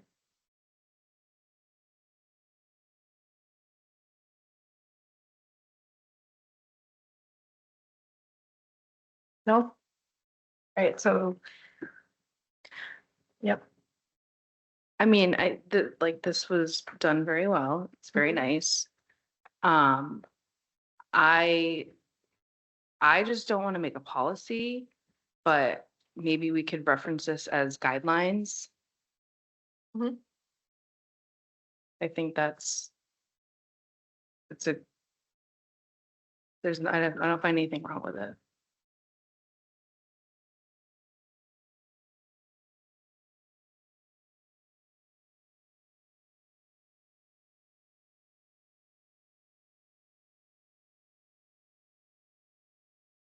do you want to make a motion that we use this as a guideline? I don't know, is that a? As chair, I'm gonna continue to have this on the agenda. Mm-hmm. Absolutely. Any thoughts, Maureen? No, I don't think there's an action to take. Okay. Okay. Let's leave it as this for now, and we'll 100% follow this as a guideline, and moving forward, there should be no different treatment moving forward. Yes, perhaps. All right.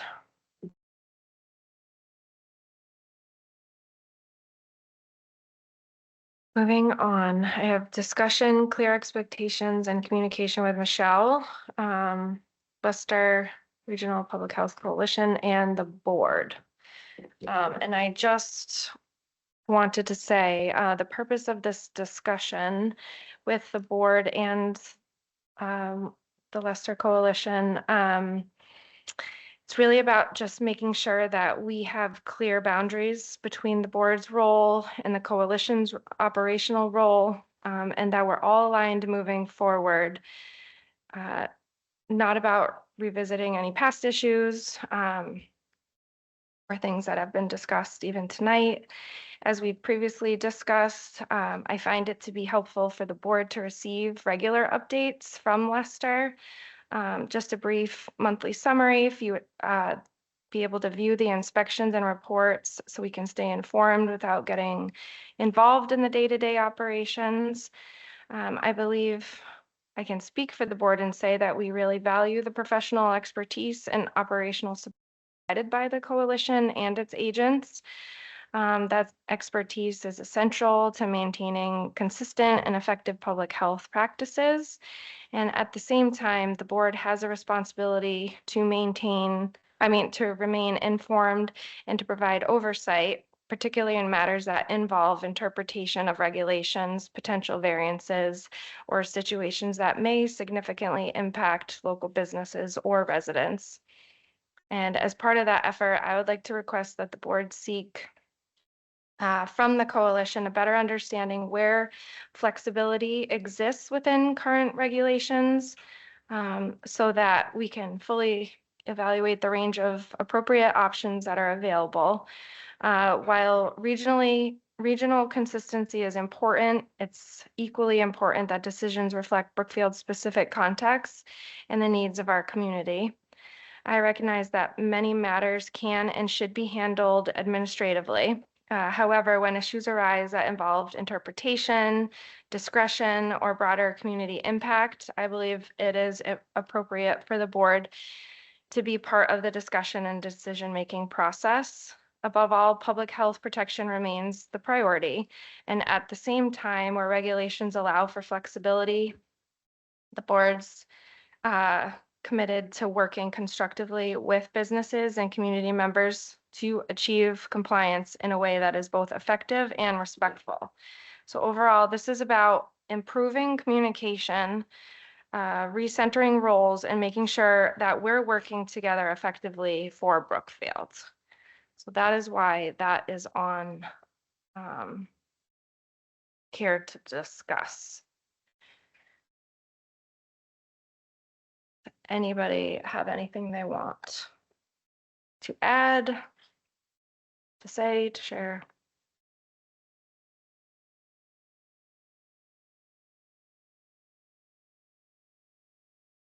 No? Michelle? Is that? Yeah, sure. I can definitely pitch in. I appreciate you, the opportunity to clarify how communication will be handled moving forward. And I do want to say, across other member towns, our typical standard communication structure involves informing the administrative contact and elevating to the board of chair as needed when issues or non-compliance arise. If moving forward, if Brookfield, my biggest thing is to understand and clarify the level of detail and timing that the board would like to receive from the coalition moving forward. I mean, we do provide monthly report to the board, which includes updates on the inspections and activities and public health work. And historically, the report has been shared with the chair. And from an expert, I guess, operational standpoint, managing active cases and elevating issues to the board, it's definitely it's definitely something that we can improve moving forward. But I think what I would like to be obviously making sure that we're maintaining consistency and communication, and what we're grounding is ensuring compliance with existing public health standards and really applying to those consistently across establishment. And this is throughout. It's not just Brookfield, but it's something throughout that we do across the region. But happy to hear your feedback. I'm happy to open for any changes, any form of communication that the board would like to see moving forward. We did get them. Right. Sorry, I was just checking in.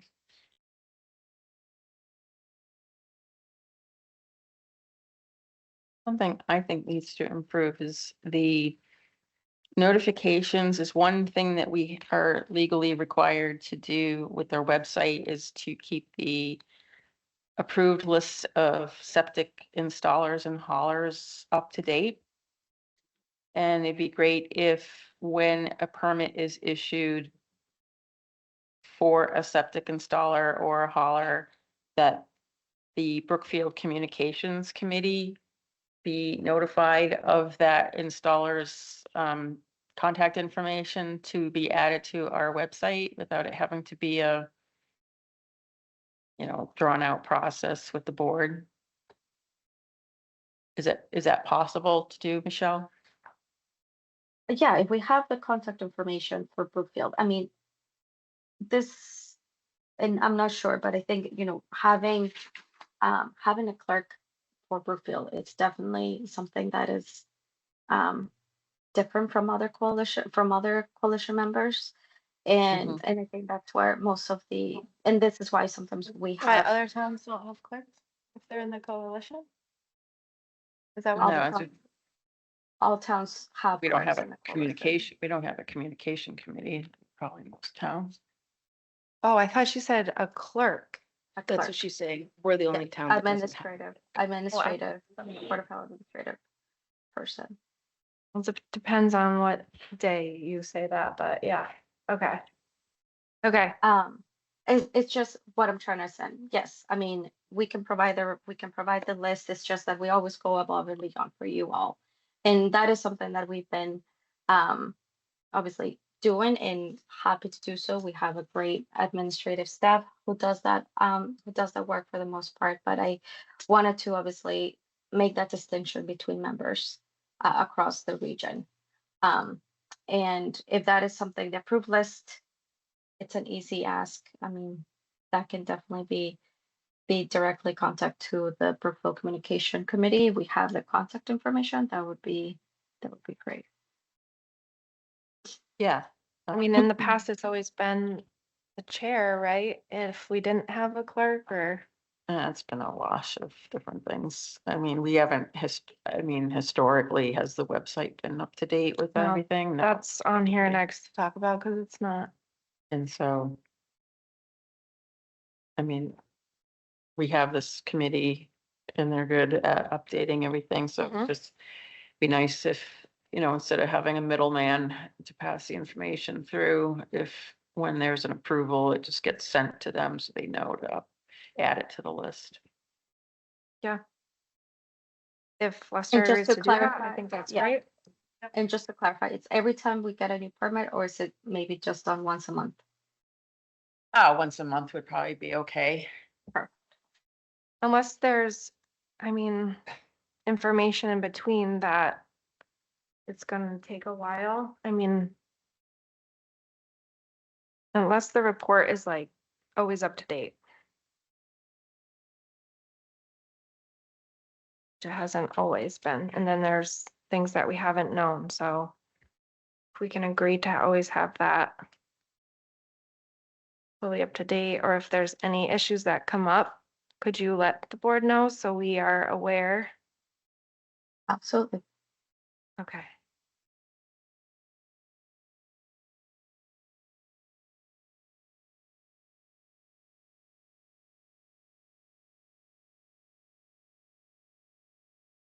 think bottom line, we just don't want to keep holding up businesses if there's things that we can do and decisions we can make as a board. But it has to be brought to our attention and just. I'm not sure what you meant there. Can you clarify? Just like having better communication. For example, like how long would this go for Patty if it wasn't, brought to our attention, or if she didn't come to ask to be on the agenda, or if there's a decision that could go any which way regarding, like, for example, a restaurant versus a cafe. And I just think things need to be presented more to the board as they're going on in the month. So businesses. So that- the ongoing, okay. Yeah. Because historically they would provide the I mean, if report it's of, easy, people apply, they get a permit, like whatever, there's no issues, but I guess better communication on things that are not, just the pending, yeah. without getting too involved. It just, Well- to keep the distinction between the quasi judicial aspect of what we have to do and not be biased, right? And then the day-to-day ongoing operations of the agents who do the permitting. But then if maybe disagree, like, because if it's within the month and it's an ongoing, but it's the normal, it's not necessarily like a big problem, like, do we need to know? Probably not, but maybe if something's gone past a month for ongoing. Yeah, well, I mean, what about Patty? She's been operating for 25 years, and instead of notifying her before the permit season starts, she was never notified that Well, either they she they needed wouldn't to be see able to. DEP for the public water supply, or Well, it just depends on who the agent is, right? So if they have an agent that didn't ask those questions and now you have an agent that's asking those questions, it's kind of like, how do you figure that out ahead of time when you're, until she's out there at the site? But I think most of the problem historically is just that there's been inconsistency with what people, and I mean, Correct. agents. That's 100% correct. And I guess here we are again, trying to just make sure we can maintain some consistency. And I feel like with better communication, we can maybe try to do that. Yeah, I'm just trying to think of how not to add too much onto them for reporting, but like to still give us the whiff of, there's like what's pending, so that if it's dragging on, we can start asking questions. Why hasn't this been issued? It's been X number of weeks or whatever, something like that. But I think they should have so many But weeks. if we can get that right before too many weeks go by, and then it's like, Like if there's a problem. yes, there's a question on the application for this, or we feel like we need better clarification on this, like, I want to know that as a board before 6 weeks go by, or Right. 12 weeks, however long, Does that make sense, Michelle? Yeah, so for any pending items moving forward, to not pass more than 6 weeks, is that what we're lining up? I would just say, Same. like, address it right away. I mean, I would say 4 anyway. I mean, there's a certain amount of time that a application gets processed, because there's sometimes person can drop it off at town hall and it doesn't even get to Lester till the next week because of the schedule of the clerk, processing the payment, right. collecting, making sure all the documents are there, getting it over, they gotta scan it. So there's just an administrative duration to permitting. So We I wouldn't usually- wanna. Like, without any hiccups, 30 days. Yeah, so more than a month, and I would say if it's still pending, then they have to let us know or something. But just communication with the businesses that it is pending, I guess, better. So they know, like, within 30 days, or, I'm pretty sure I mean, I see a lot of communications from Megan. And she's always emailing back and forth to different businesses, we're waiting on this form, or, we need X numbers, Y, whatever whatever's holding them up. So I do see those is that emails. through the Board of Health email? You see No, that, well, I or- mean, I was the chair before, so I mean, I used to just ask for it. Okay, well, So, I mean, that's just how, could, I mean, you can just, you're talking about it now, so we'll just have them do it the way you want. I guess I'll ask Megan. Although I haven't received anything since I've been chair, so. I feel like we've asked it, but I guess I can ask her again. And then I can forward. Michelle, like, she's just asking to be copied on everything that I used to be copied on. Can we just make that happen? Yeah, I thought that was, yeah, absolutely, that's fine. Guess it's not.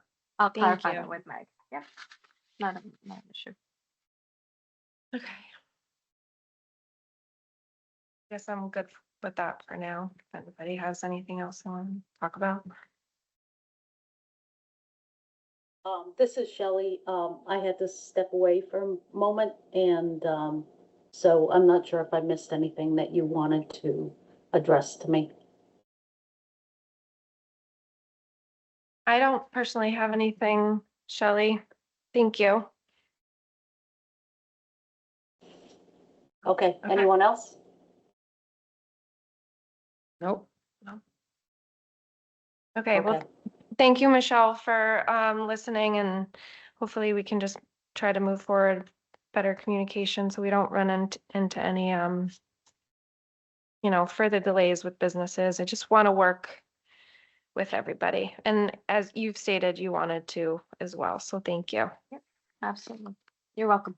Thank you all for having me tonight. I appreciate it. Okay. I think you're good. right? All right. So have a good night, Good night. Have a good night. but you're everyone. welcome to stay on. Okay. Sure. All right. Take care. Herbert Road dumping compost concerns from Don Taft.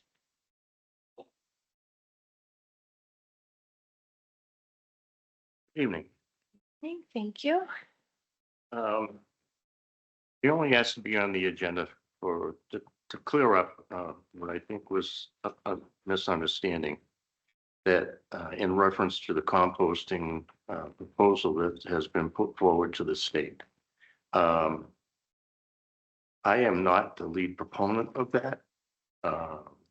I only got wind of it because of the selectmen and some emails from Maureen in reference to the fact that they were moving forward with a proposal to put, excuse me, the composting program down at Herbert Road. And as the Water Commission, we had concerns in reference to the proximity to the public water supply. And that's my only involvement was to express our concerns and be sure that all of the boards in Brookfield and East Brookfield are properly notified before this goes forward. The water commissions have a responsibility to protect the public water supply, as does the Board of Health, the Selectmen, the Planning Board, and Conservation. And they should all be part of this discussion. Likewise, because the property is in East Brookfield should also be included in those discussions. And I believe that there's a East Brookfield bylaw that says no solid waste disposal. But anyway, I just wanted to clarify that I'm not the lead proponent on this. And my only concern, my only input has been from the standpoint of the proximity of that pit to the public drinking water supply wells and property.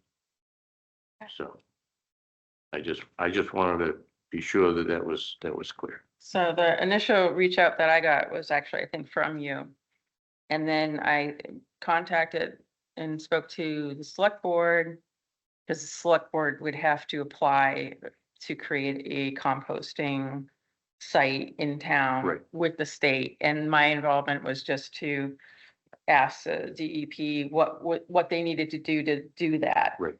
Just to help, being helpful, and they gave me the form. Yep. And I gave it to the select board. I haven't seen the select board take any action on it. They said at a meeting, and I believe it was in the middle of October, that they had reached out to the state.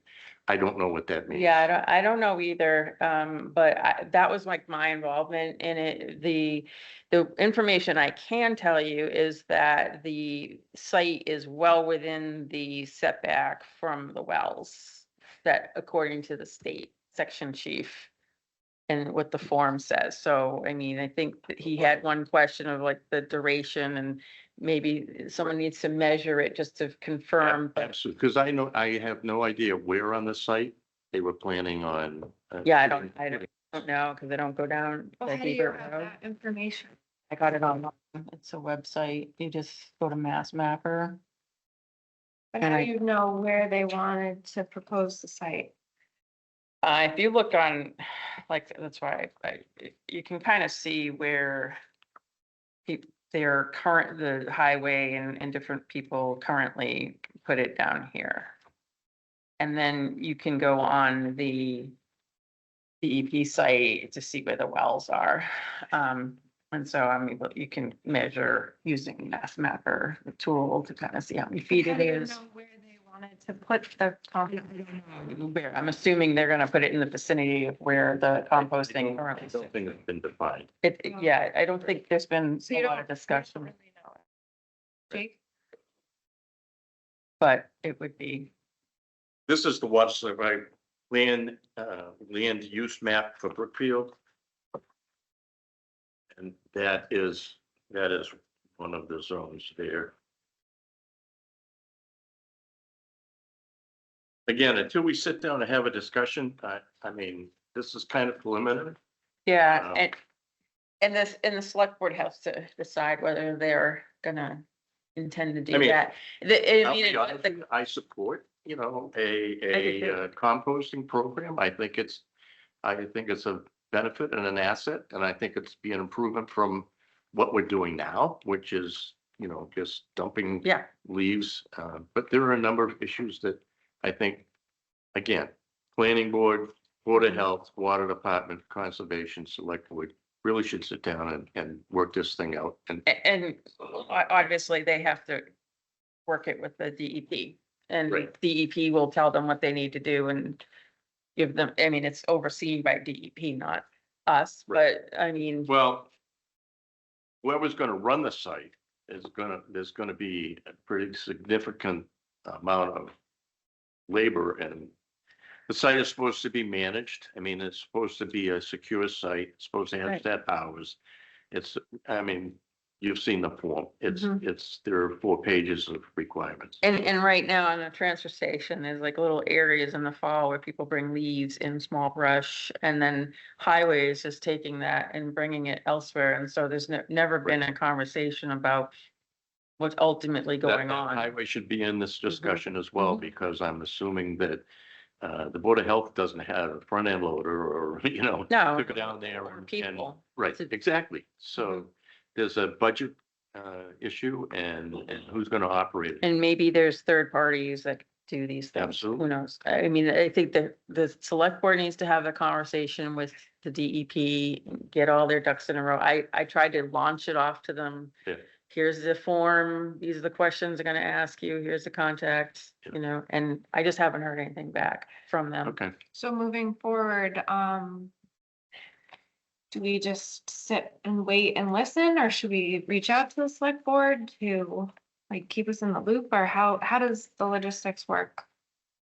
I mean, I would, if you want to reach out to them and say, because if we did do this program, we'd probably get more points in the grant and more money. I mean, there is benefits to doing it. It'd be great for residents to be able to come get some compost for their gardens and not have this, just going into nothing. It's a solid waste disposal. Yes, it's an And if you're doing opportunity. composting, then you get a product out of it. So, The state wants us to do this too. I- They're encouraging it. Right. So, I mean, So it's, do you want me as a chair to reach out and check the status? Would you like to?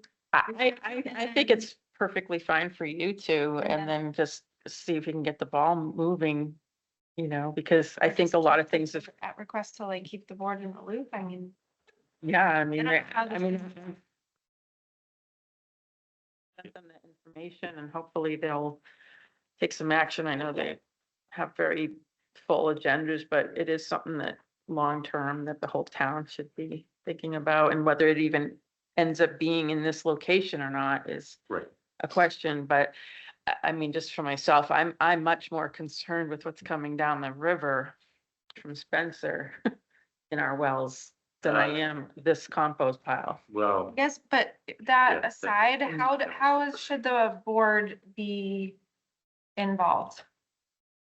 Or I not? think just, we're not really, I mean, keeping in the loop informationally, but we don't have oversight because this is East Brookfield, if that's the location. Jake, sorry. No problem. Jake Hill for Lincoln Street Extension. I was just seeking clarification because you both said conflicting things. You said that you were contacted by her. She said she was contacted by you. Where did it initially start? I think that's what your initial question was. I was reached out by the Water Commission. There was an email I'm pretty sure you sent, because I didn't initiate this. So I have the first emails that I sent, and they were on October 19th in response to information from the Board of Health and the Select Board about the program. That's I didn't initiate it. I'm not the proponent I of think it. there was, I don't remember who was on the Water Commissioners at the time. I know there was a correspondence about keeping people in the loop and keeping water commissioners in the loop. Yeah, And and that's That's what. And all I did was, oh, here's the form from DEP, DEP has to do it with the town, because it's not between the Board of Health and the town, it would be the select board. So Right. is, I think they're the signature authority on it, but, Who asked you to get the form? I got the form to help, know, it was but- probably like Rich or somebody on the select board. I can pull the emails and forward them to you. They're not a secret. Well, no, I guess I'm just, is the Board of Health is like involved? Do we be involved? Like, just, I guess, From a perspective of if there's a composting site occurring down Hebert Road, Mhm. we have no authority over it because it's East Brookfield. Mhm. So it's Understood. East Brookfield Board. If they choose to do this, they should at least keep us in the loop to know that there is one, because like we can add it to the grant, we'd be aware of it, we could promote it, all those kinds of things. And if location turns out to be in Brookfield, then yes, then we would be involved with the oversight of it. The same way we are with the absolutely transfer not station. in Brookfield. I mean, there are four pieces of land Yeah, in it's that all whole East area. It's Brookfield. all East Brookfield. Yeah, if they chose to do it somewhere else in town, Right. and that's what I was talking about, but I'm assuming they're gonna wanna keep it in the same general vicinity, Yeah, because it's again, I don't- out of the way. Nobody's ever said where on that site they were planning on doing it. I've never heard a conversation. if you are brought into this more and you have any pertinent information, could you please share it with the board? Sure, So we I can can, keep it- I can send you the emails as well. Okay. Okay. Great. Thank you, Jess. Christine, may I speak? Oh, sorry. Didn't see you there. Dave Holcraft, 26 Allen Road, Brookfield. I've been at the water commissioners' meetings, and it definitely came from the water commissioners, and Don Taft is the head chairman. We're making a problem out of this. It's great to do a compost, but what they do down there now is not even close to the wells. The wells are hundreds and hundreds and hundreds of feet away. Has nothing to do with that. It's not going to contaminate the wells. Also, it's compost, it's leaves and brush. So we're making a big problem before we even have a problem here. I think we got other issues to deal with rather than to do this. So that's where it came from. Came from Don Taft at the Water Commissioners, because I was at the meeting.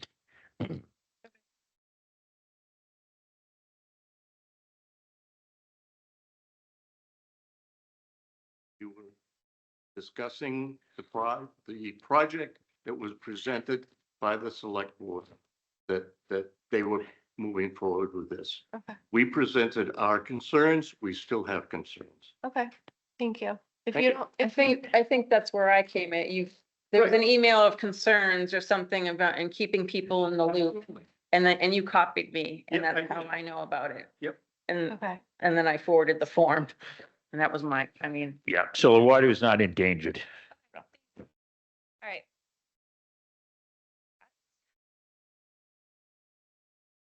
Update forums, dates.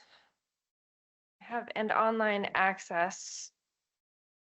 So I did look, all of our applications and everything are still 2025. Well- They're not updated. well, like- they don't get updated unless we update them. They just I say, know. So how do we That's update the- them? well, what are we updating them for? Well, do we have that for every year? No, it's That's it's the version 20, Okay. all so right. that's just the last version. So if we Okay, want to no, update that's it, fine. I looked and I was like, I'll just, are we supposed to update this? I don't know. yeah, I think Okay. that's just the version date on there. And then if you need Yes, to we make a can change change, then we have it at a Okay, meeting, we vote okay. it and get it Right, posted. and I guess there was a shared file or folder. And Jacob, I believe, sent you guys so you could also be a part of it. Did you see that? I did get it, Okay. yes. Are we but I down to have the it on- SharePoint? On the computer to, You were on it. Yeah. You and Michelle, correct, are on the SharePoint already. So Jacob sent that to us. I think I've always been the clerk. I was trying to get it so that Lester would have a place to drop Yeah. documents, but I don't know if it ever took off with Lester, so. Michelle, she might have left. Yeah, she did. Okay, so we have to check and see if it's Michelle or if it's Megan or who is it, right?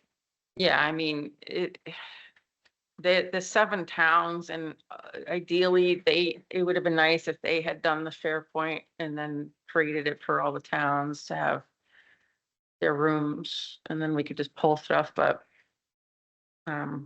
either way works. Okay. So we all at least have access. So now we just have to follow up with when we get a clerk and with Megan and Michelle, correct? Yeah. Okay.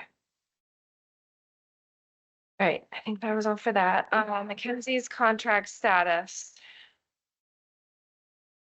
Contract, but we never signed it, so. Mackenzie did sign it. Oh. Okay, I have that.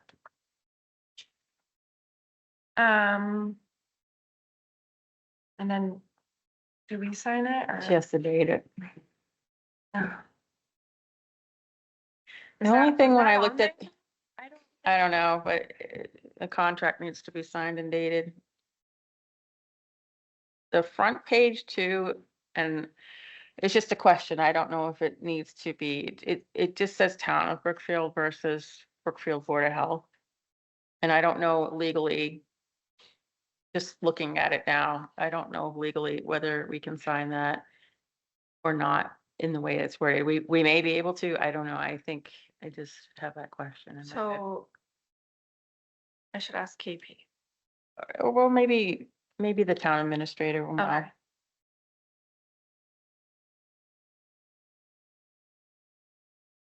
Karen, I thought- Karen might even know. I don't know. I just don't know. I just happened to read it and I was like, wait a minute, it says town, like, I don't know if we're authorized on that or just if it has to say Board of Health. I just don't know the answer to that. So I'm just asking that question. Okay, so I can ask Otherwise, it's. that. I thought we voted on this and everything was good. The minutes I read said that we looked at her proposal and agreed to it, but we never documented signing it the way we did Shelley's. Okay, So when I compared the minutes, that was the difference. So we didn't sign it. I couldn't find any signature. So I think maybe because we had just gotten it like last second on the meeting, because I remember she sent it to me kind of like within a day or two of our meeting. So I Okay. had it on the agenda. I wasn't sure we were gonna have a contract. okay. So once I ask about this and get clarification, if that's okay, have Mackenzie date it. Who signs? Well, we'd have to. Is that, it just should, the chair, the board, the select board? Well, I guess another question would be just to verify if you can sign it, if you own a food establishment or, like you're Yeah, permitted. whoever. I guess. No, I know. I guess we just have to ask that question. So maybe add that to the questions. Yeah, Oh, the I town. think his name's Bob. Yes. Yeah. Yeah. Because if not, then. Then either the town administrator would need to sign that. I think the town administrator why would don't you just sign it. Why don't we make a motion to have authorize the town administrator or That works. to have him sign it? I don't know if we are the authority of him, but Well, if we all vote on that motion, we're giving him that authority. I'll make a motion that we have the town administrator sign the contract with Mackenzie Faulkner, the agent. He may want KP to look at it, but yeah. Pending KP's review. I guess that's the safest way. I'll second that. Any further discussion? So you should send it to KP. Well, I'm gonna ask him With- first. Send it With to Bob. Bob, yeah, Yeah. and then say, do you think, maybe right? KP should, yeah. Send it KP to Bob. review it.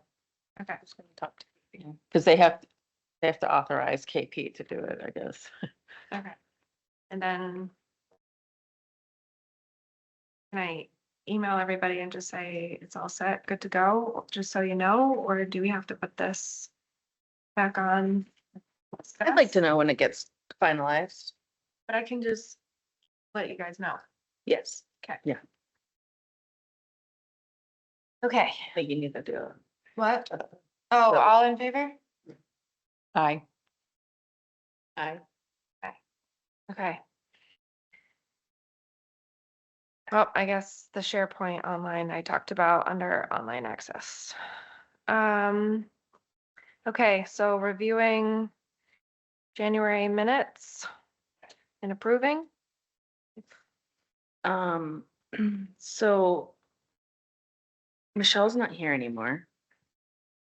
I had some questions about the report. Hang on a second though. As we're reviewing these, Maureen, since you did them, are you good with taking notes? Is needed to amend anything? Oh, if necessity amended, yeah.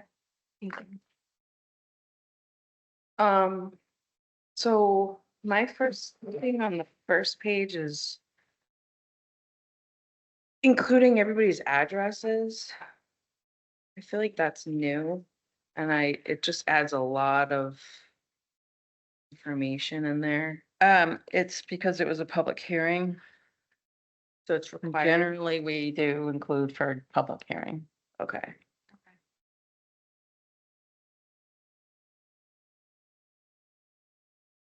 Now, is this based on the sign-in sheet? Cause I don't remember half these people coming up and signing in. I don't know off the top of my head, but I think most of them did sign in. So like. There Brian might have been people online and his wife was there. I don't see her on there, but. I can't help it if people don't sign in and I don't know they're there. I Okay. mean, Okay, just cause I can't really enforce it. the open meeting law for minutes, it doesn't require to even put who comes. Yeah, but it's, I looked it up because I why was do we doing even? the last minute, well, it's not required, I don't know.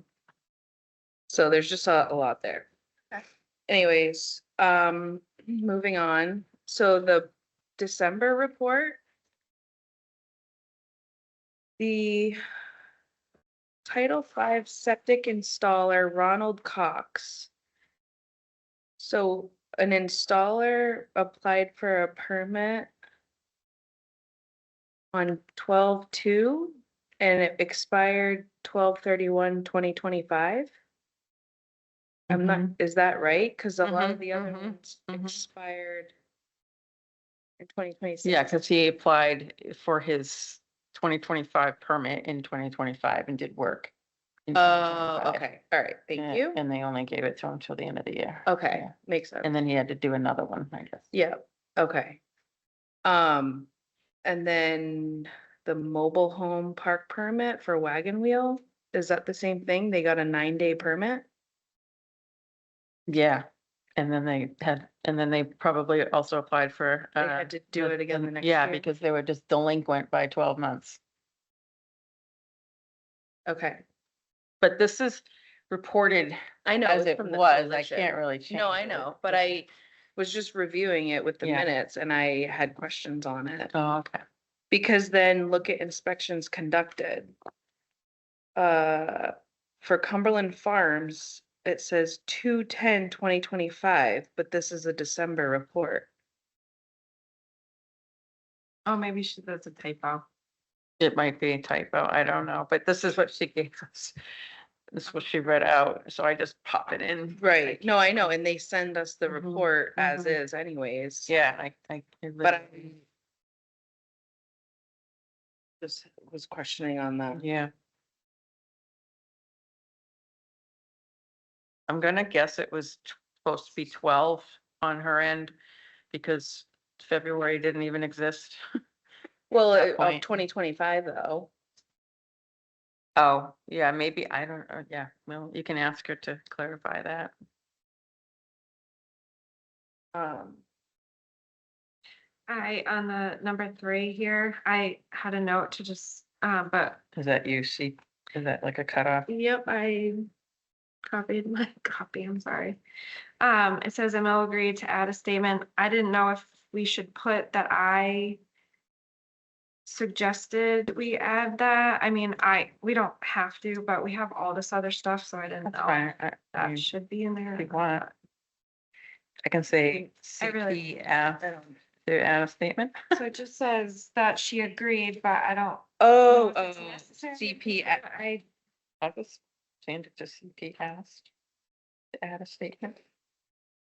But if you just change the CP asked to add a statement. Yeah, I'll change I it would- to that. Yeah, instead of ML agreed, just put CP asked.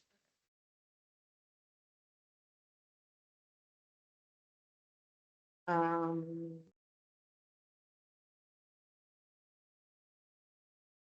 There was a typo on page 4 of 9. It's something simple, but it just says Mr. Keller in the blurb of, Oh, right here. Yeah. Okay.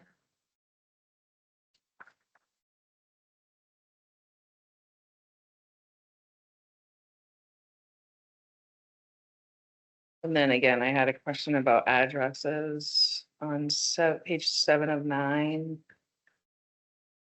I don't have page numbers, so I'm just, Oh.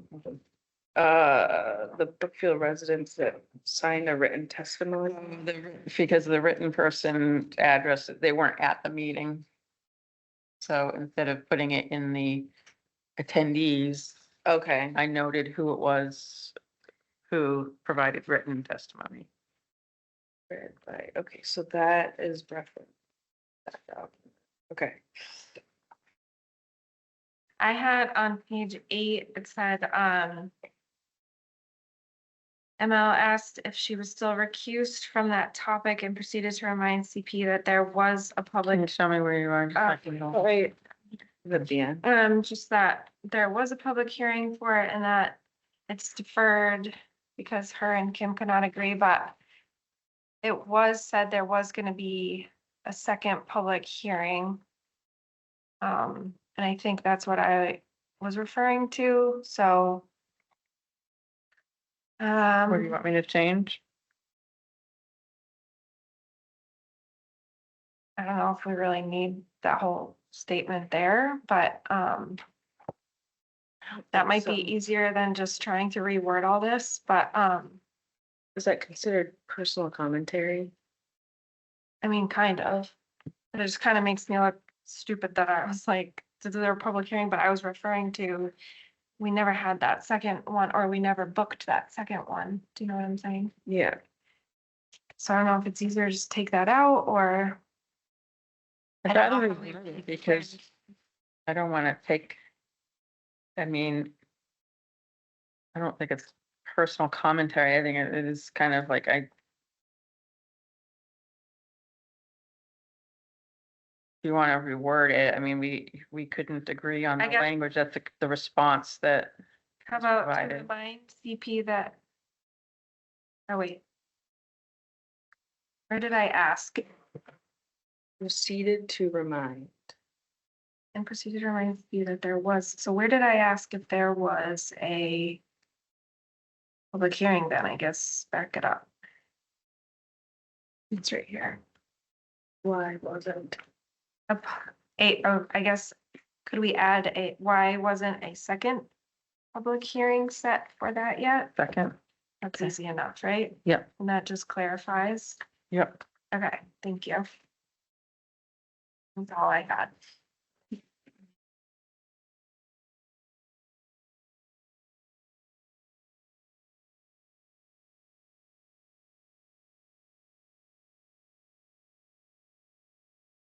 Do you have anything else? Yeah, I think that's. My only other question was, but it said. The tentatively set for March 1, comma, pending final review. I don't know if we want to put the year there if it even makes any difference. Because at first I said, oh no, we thought the 13th, but that wasn't at this meeting. That was at the Right, following this is meeting. just specific We to just said like January March meeting. 1st. Yeah, so It's just the Fine. documentation on the meeting. as that's is. all. A motion to approve as amended. Second, Well, are we gonna say the date? Motion to approve the January 28th meeting minutes as amended. second. Any further discussion? Nope. All in favor? Aye. Aye. Aye. So do Okay, you want me to make the changes and send them to you to post? sure. Okay, are we gonna table February 25th? So I started them Okay, because figured Maureen said she didn't want to do them, so I started them and I have not completed them. If we can thank you. defer to the next meeting.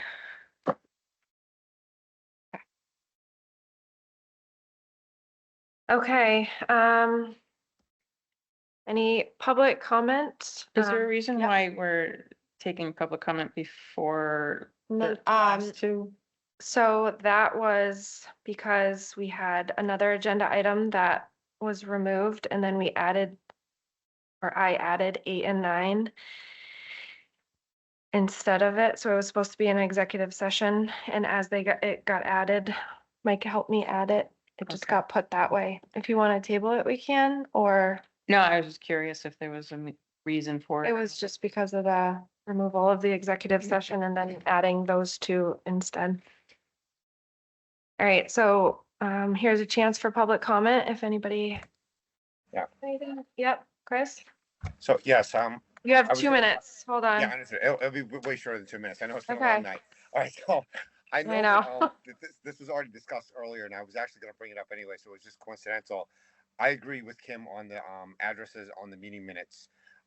If you guys decide that you're gonna keep them in there, that's fine, but you guys also have to proceed with caution because that is a public record.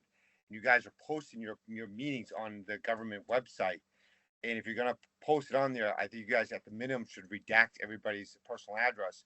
Because if I do a public records request for any document that you guys have and it has Joe Smith's address on it, you're legally required under the open records law to redact his personal address. So since you're gonna publish these meetings publicly, I really think that you guys should redact everybody's personal address. That way there, that would be in compliance with the open records law. And the reason I say this is not just to be in compliance with the law, is that there's safety issues. We've known in the past that people actually gone to people's homes. So I think we should protect that information. It's personal information. All right, thank you. Thank you. That's a good point. I know. Want the numbers removed? Because Obviously, we've always yeah. put the address, we always put the road. We can look at all our meeting minutes. There's always a road. Yeah, there are. Maybe if you're referring to public hearing, Well, no, I think in general. no, Yeah. we definitely didn't. I 100% went home after the last meeting and looked. Okay, I'll verify that, but Okay. Should we make? I think a public hearing, I'd have to look at the public hearing law rules and just verify that too, because there's different rules for it. I would feel more comfortable if we removed the numbers of people's homes and then. I can just do that. Like, if people are from out of town or something, maybe just, put the town that they're from without having to put, their Yeah. street and address. Yeah. So do we have to make another motion for that or? I don't think we need to motion it, but.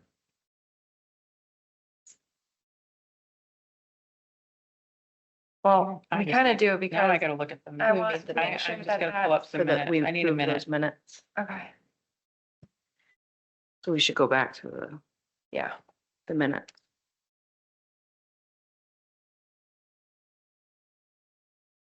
Any other public comment before? No, okay.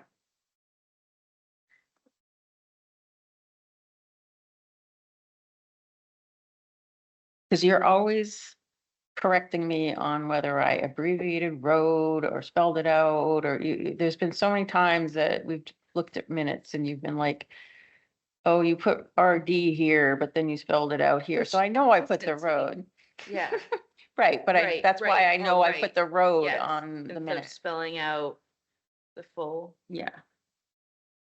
That's why I know I've put roads on. And historically, if you look at most of the meetings, you'll see people and their sign-in sheets ask for them, and those are public records as well. Shelby? Shelby Hill for Lincoln Street Extension. I just have a question. What's the purpose of putting on people's addresses on there? If it's not required by law, why are we displaying that? I mean, if anybody looks hard enough, they're going to be able to get people's addresses regardless. But what's the purpose of it? I'm on 2 other boards, and when we have attendees, we don't put their addresses on it. So I'm just curious why that's the case. If we're required by law, fine, but I don't think that's the case. So Yeah, that's what I saw when I was looking up how to do the minutes.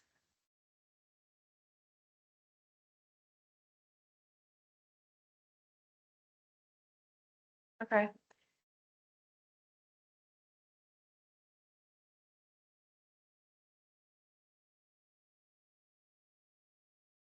Well, just to move forward because of time, I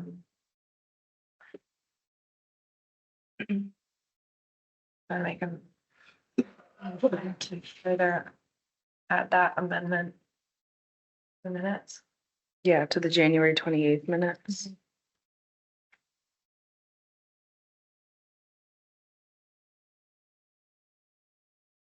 To remove the numbers.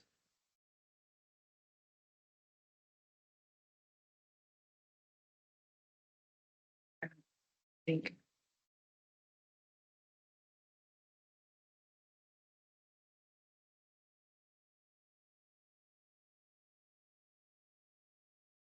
So Maureen had made that motion. I don't know if she needs to. No, I think you can just make an amendment to the amendments, I guess. Okay. Yeah, we can just, the 3 of us can just agree. I mean, Let's just agree. I'm fine to take the numbers Okay. out. Okay, just take them out and then, So when you do that, remember there's also the one It inside. got created from a transcript originally, so that's why they're there. Okay. Really. I mean, okay. On page 7. 7 of 9 has addresses as well. yeah, I just assumed both sides. Okay. Thank you.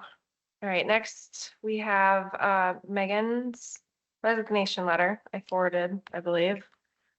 Or you have a copy. So I have no idea why she resigned. I have a clue.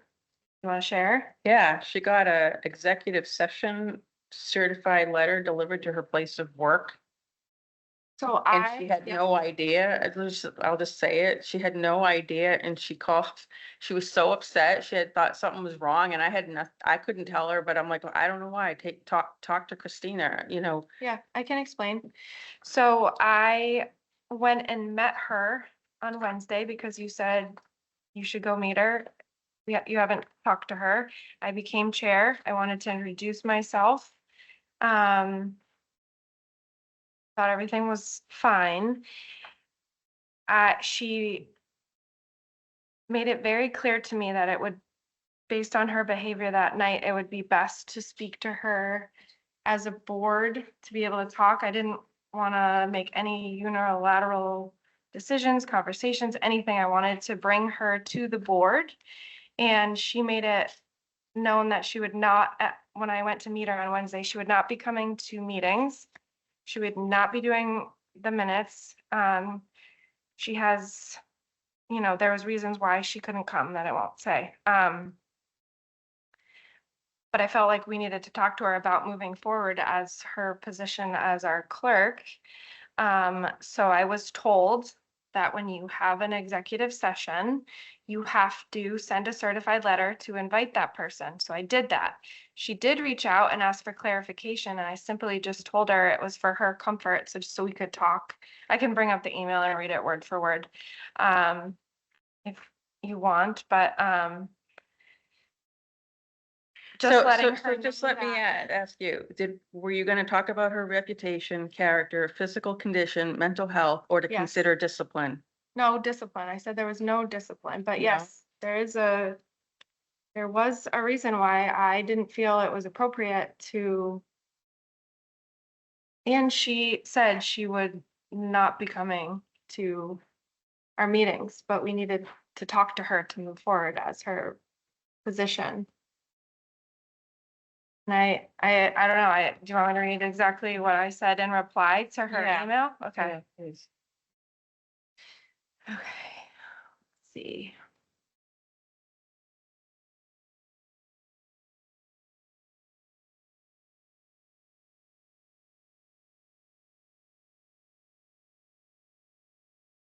Okay. I hate Hotmail. I don't know where her email to me was.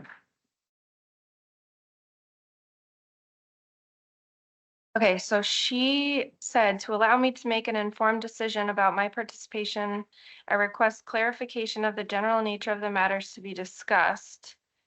Whether there's, and if it involves complaints, charges, or potential disciplinary action, please also confirm whether any materials or documentation will be presented during the session. And I said, I'm happy to clarify that the purpose of the executive session is simply to review and discuss the clerk job description, including roles, responsibilities, and expectations moving forward.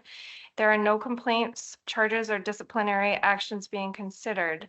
The intent of holding this discussion in an executive session is to provide a comfortable and appropriate setting for an open and supportive conversation regarding the position. The only document to be referenced will be the clerk job description, which will serve as a guide for our discussion. Please let me know if you have any additional questions ahead of the meeting. And then the next email was on a Sunday evening, just saying she was giving her resignation. What time did you send the response? And I will apologize. I didn't have on here any other contact information for her. So, Was it on her resume? which I'm sure, but going in there, there's like, I don't know where. I mean, you guys got it in the meeting that you hired her in, right? Correct. So yes, I should have thought to dig and do that, but I didn't realize it would be such an issue. So I apologize. She quit because I asked. I don't know, I guess. And then she did reach out saying, do not email her today because at her place of work, but looking back, she had emailed from Lester at one point. So brand new, first meeting on the job as chair. I'm just trying to navigate. So I don't really feel like it's a reason to quit, but Well, she was very stressed out by, I got The that impression wording? when I met her because someone from the town came to speak to her and she was like, I have no open face.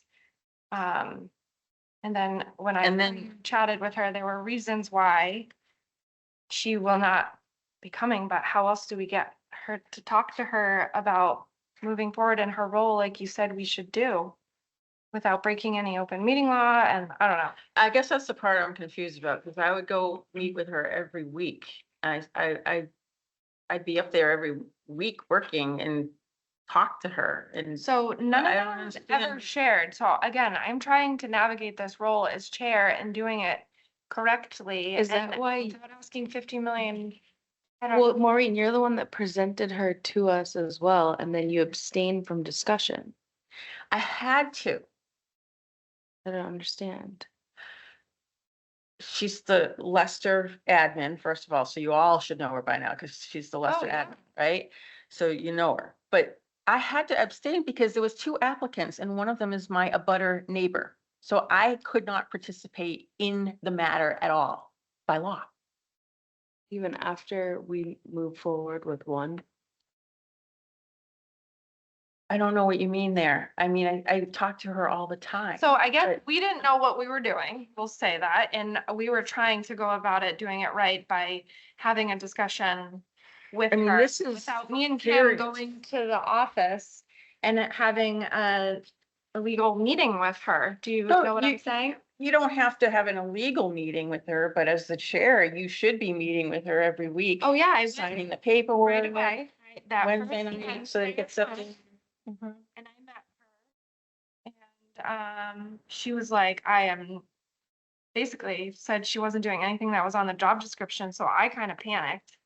And I thought, we need to bring her in and talk. Yeah, I think that's the other problem. So she applied, all she had was what was the facing online summary, and so I think you should look at that versus the job description, because I don't think it was ever provided to The her. online, well, the online summary is what I, Because printed out, normally, I don't know what else. normally I would have held an interview. nothing was shared with me on how to. It doesn't move sound like forward, she even so- came to an interview. To like, you gotta reach out to people. You can't reach out to me or Maureen, to board I members, but reached out to all of my sources, and this was like very unnecessary, but it just goes to show her personality and her character of why I really felt like we needed to talk as a board. I think she's done an No, I'm amazing not. job. I've always, I mean, have always told her Sweet. that. She's very sweet. I am like, But I think part of the issue is that there was no open office hours for the public. There's never been. that there I do is. not believe is There's true. never been open office hours for the public to go to the Board of It Health. says it Yeah. on her website. Yeah, we were gonna try that. And they put it up there, but it's Well, not working. That doesn't, That was me. that doesn't trying. work though. But we can't even, because we're not ADA compliant office up there, so we can't have like really open office hours Well, there, if but we've somebody never came to had. Mike and needed to speak to someone, he could easily just say, oh, sure, let me. Well, go Mike do it." used to be on the Yeah. board forever and could deal with it all in his office. But if somebody came and needed to speak to the clerk, They make then Mike could accommodations just to come say, downstairs. let me get her for Yeah, you. yeah, Yeah, yes, and that could work too. But she's also, I mean, we had it and I was coming in the afternoons to take care of the paperwork. She works until 5 in Leicester and have to drive here straight from Leicester and try to make it here for 5:30. That's about when she would get here. Who, And Megan or? Megan. Yeah, I know I know that. I found So out the- on Wednesday. Mhm. So I didn't know anything. And after my initial meeting with her, I just thought the next best thing would be like to meet her as a board and for everybody to get on the same page. And that completely backfired. So here we are. Megan did a great job. I think this was very unnecessary, but it's out of my control at this With point. the learning I- experience at this point. I would apologize for the executive session notification because these are very unnerving. But legally, I As a was person. told I had to do that. Who told you that? Karen and Mike, Wrong people to ask. could you tell me who the? The for town administrator I would go to or ask the select board to speak to KP Law to walk you through it. Because We I'm sorry, had a it's week just, to do it. I did not know that. I so. know. I Well, mean, I I'm not apologize. blaming you. I'm just We like, need to it's move on it's and. frustrating get because moved she was again. so good I and know. She should have just quit. She should have just talked to us. I didn't want her to quit and I tried to tell her not to. Well, I I mean, met her in person. I've always engaged in email. I got a text message on Sunday. Let me- Oh, by the way, I'm Can I resigning. finish? I don't think I've had any run-ins ever with her. I felt like I've always been supportive and appreciative of all her work, and I was like, what was Yeah, so scary? I don't know. Well, if you read that letter that Karen wrote or you wrote. No, it's, you It's just just get it call, off it's a, line. for, yeah, It's legalities. You don't private panic meeting. and quit. with But three if, people. whatever, we have She's to. not here move to, she's forward. not here to. I know, I couldn't get her here too, so, and she quit.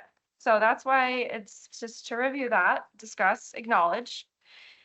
So I guess we'll move on, because we need to discuss and consider interim clerk appointment before we repost and go through this again. So I How'd asked that come for about? this to be on here, well, because I got the resignation from Megan. And so I reached out to Deb and asked her if she would be interested because I heard that she still wanted to be a part of the board and she liked being a part of the board. Aside from who the prior chair was that she worked with. She's saying to you, she had a problem with me? Yeah. Really? That's interesting. Well, she said the day that she had to quit didn't go well for her. Yeah, I'll tell So you. I heard a there different was- side of that. Well, that's interesting. Well, and so I think I also got an email I forwarded to you guys from Karen. She had heard and she recommended her. So I had, Because I have literal text messages from Deb and I talking after that about why she left. And a very different story. So she's telling you that story. This story lines up very well with the story she gave me as to why she left, which are all emails that I found in the Board of Health inbox for her personal stuff using the Board of Health email. so why was that never brought to us? I only discovered it recently. I didn't know that. I don't go looking for the email. I Okay, just well, look I'm them up. not able to come and do the clerk stuff at all. So I need someone in there interim. So this person has been brought to the table unless somebody else in this discussion has, She was the Somebody else first can- person that came to my mind that has experience and was doing the job. Well, you guys work it out. I'm good. so would you like to make a motion that we, It's an interim clerk appointment. Yep. Until we can find a clerk. So I'll make a motion that we make Deb Young our interim clerk. While we do the search for, okay, I'll second that. Any further discussion? No. All in favor? I, Aye, okay. Okay, meeting is over. What time is it? 8:58. make a motion that we adjourn at 8:58. I'll second. All in favor? I.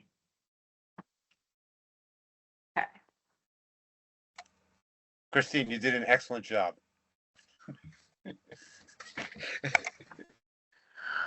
How do we say goodnight? Okay, okay. All right, thank you, everybody. I gotta go. See Mike. All right, leaving that all for you, Jacob. Ooh, 3 hours.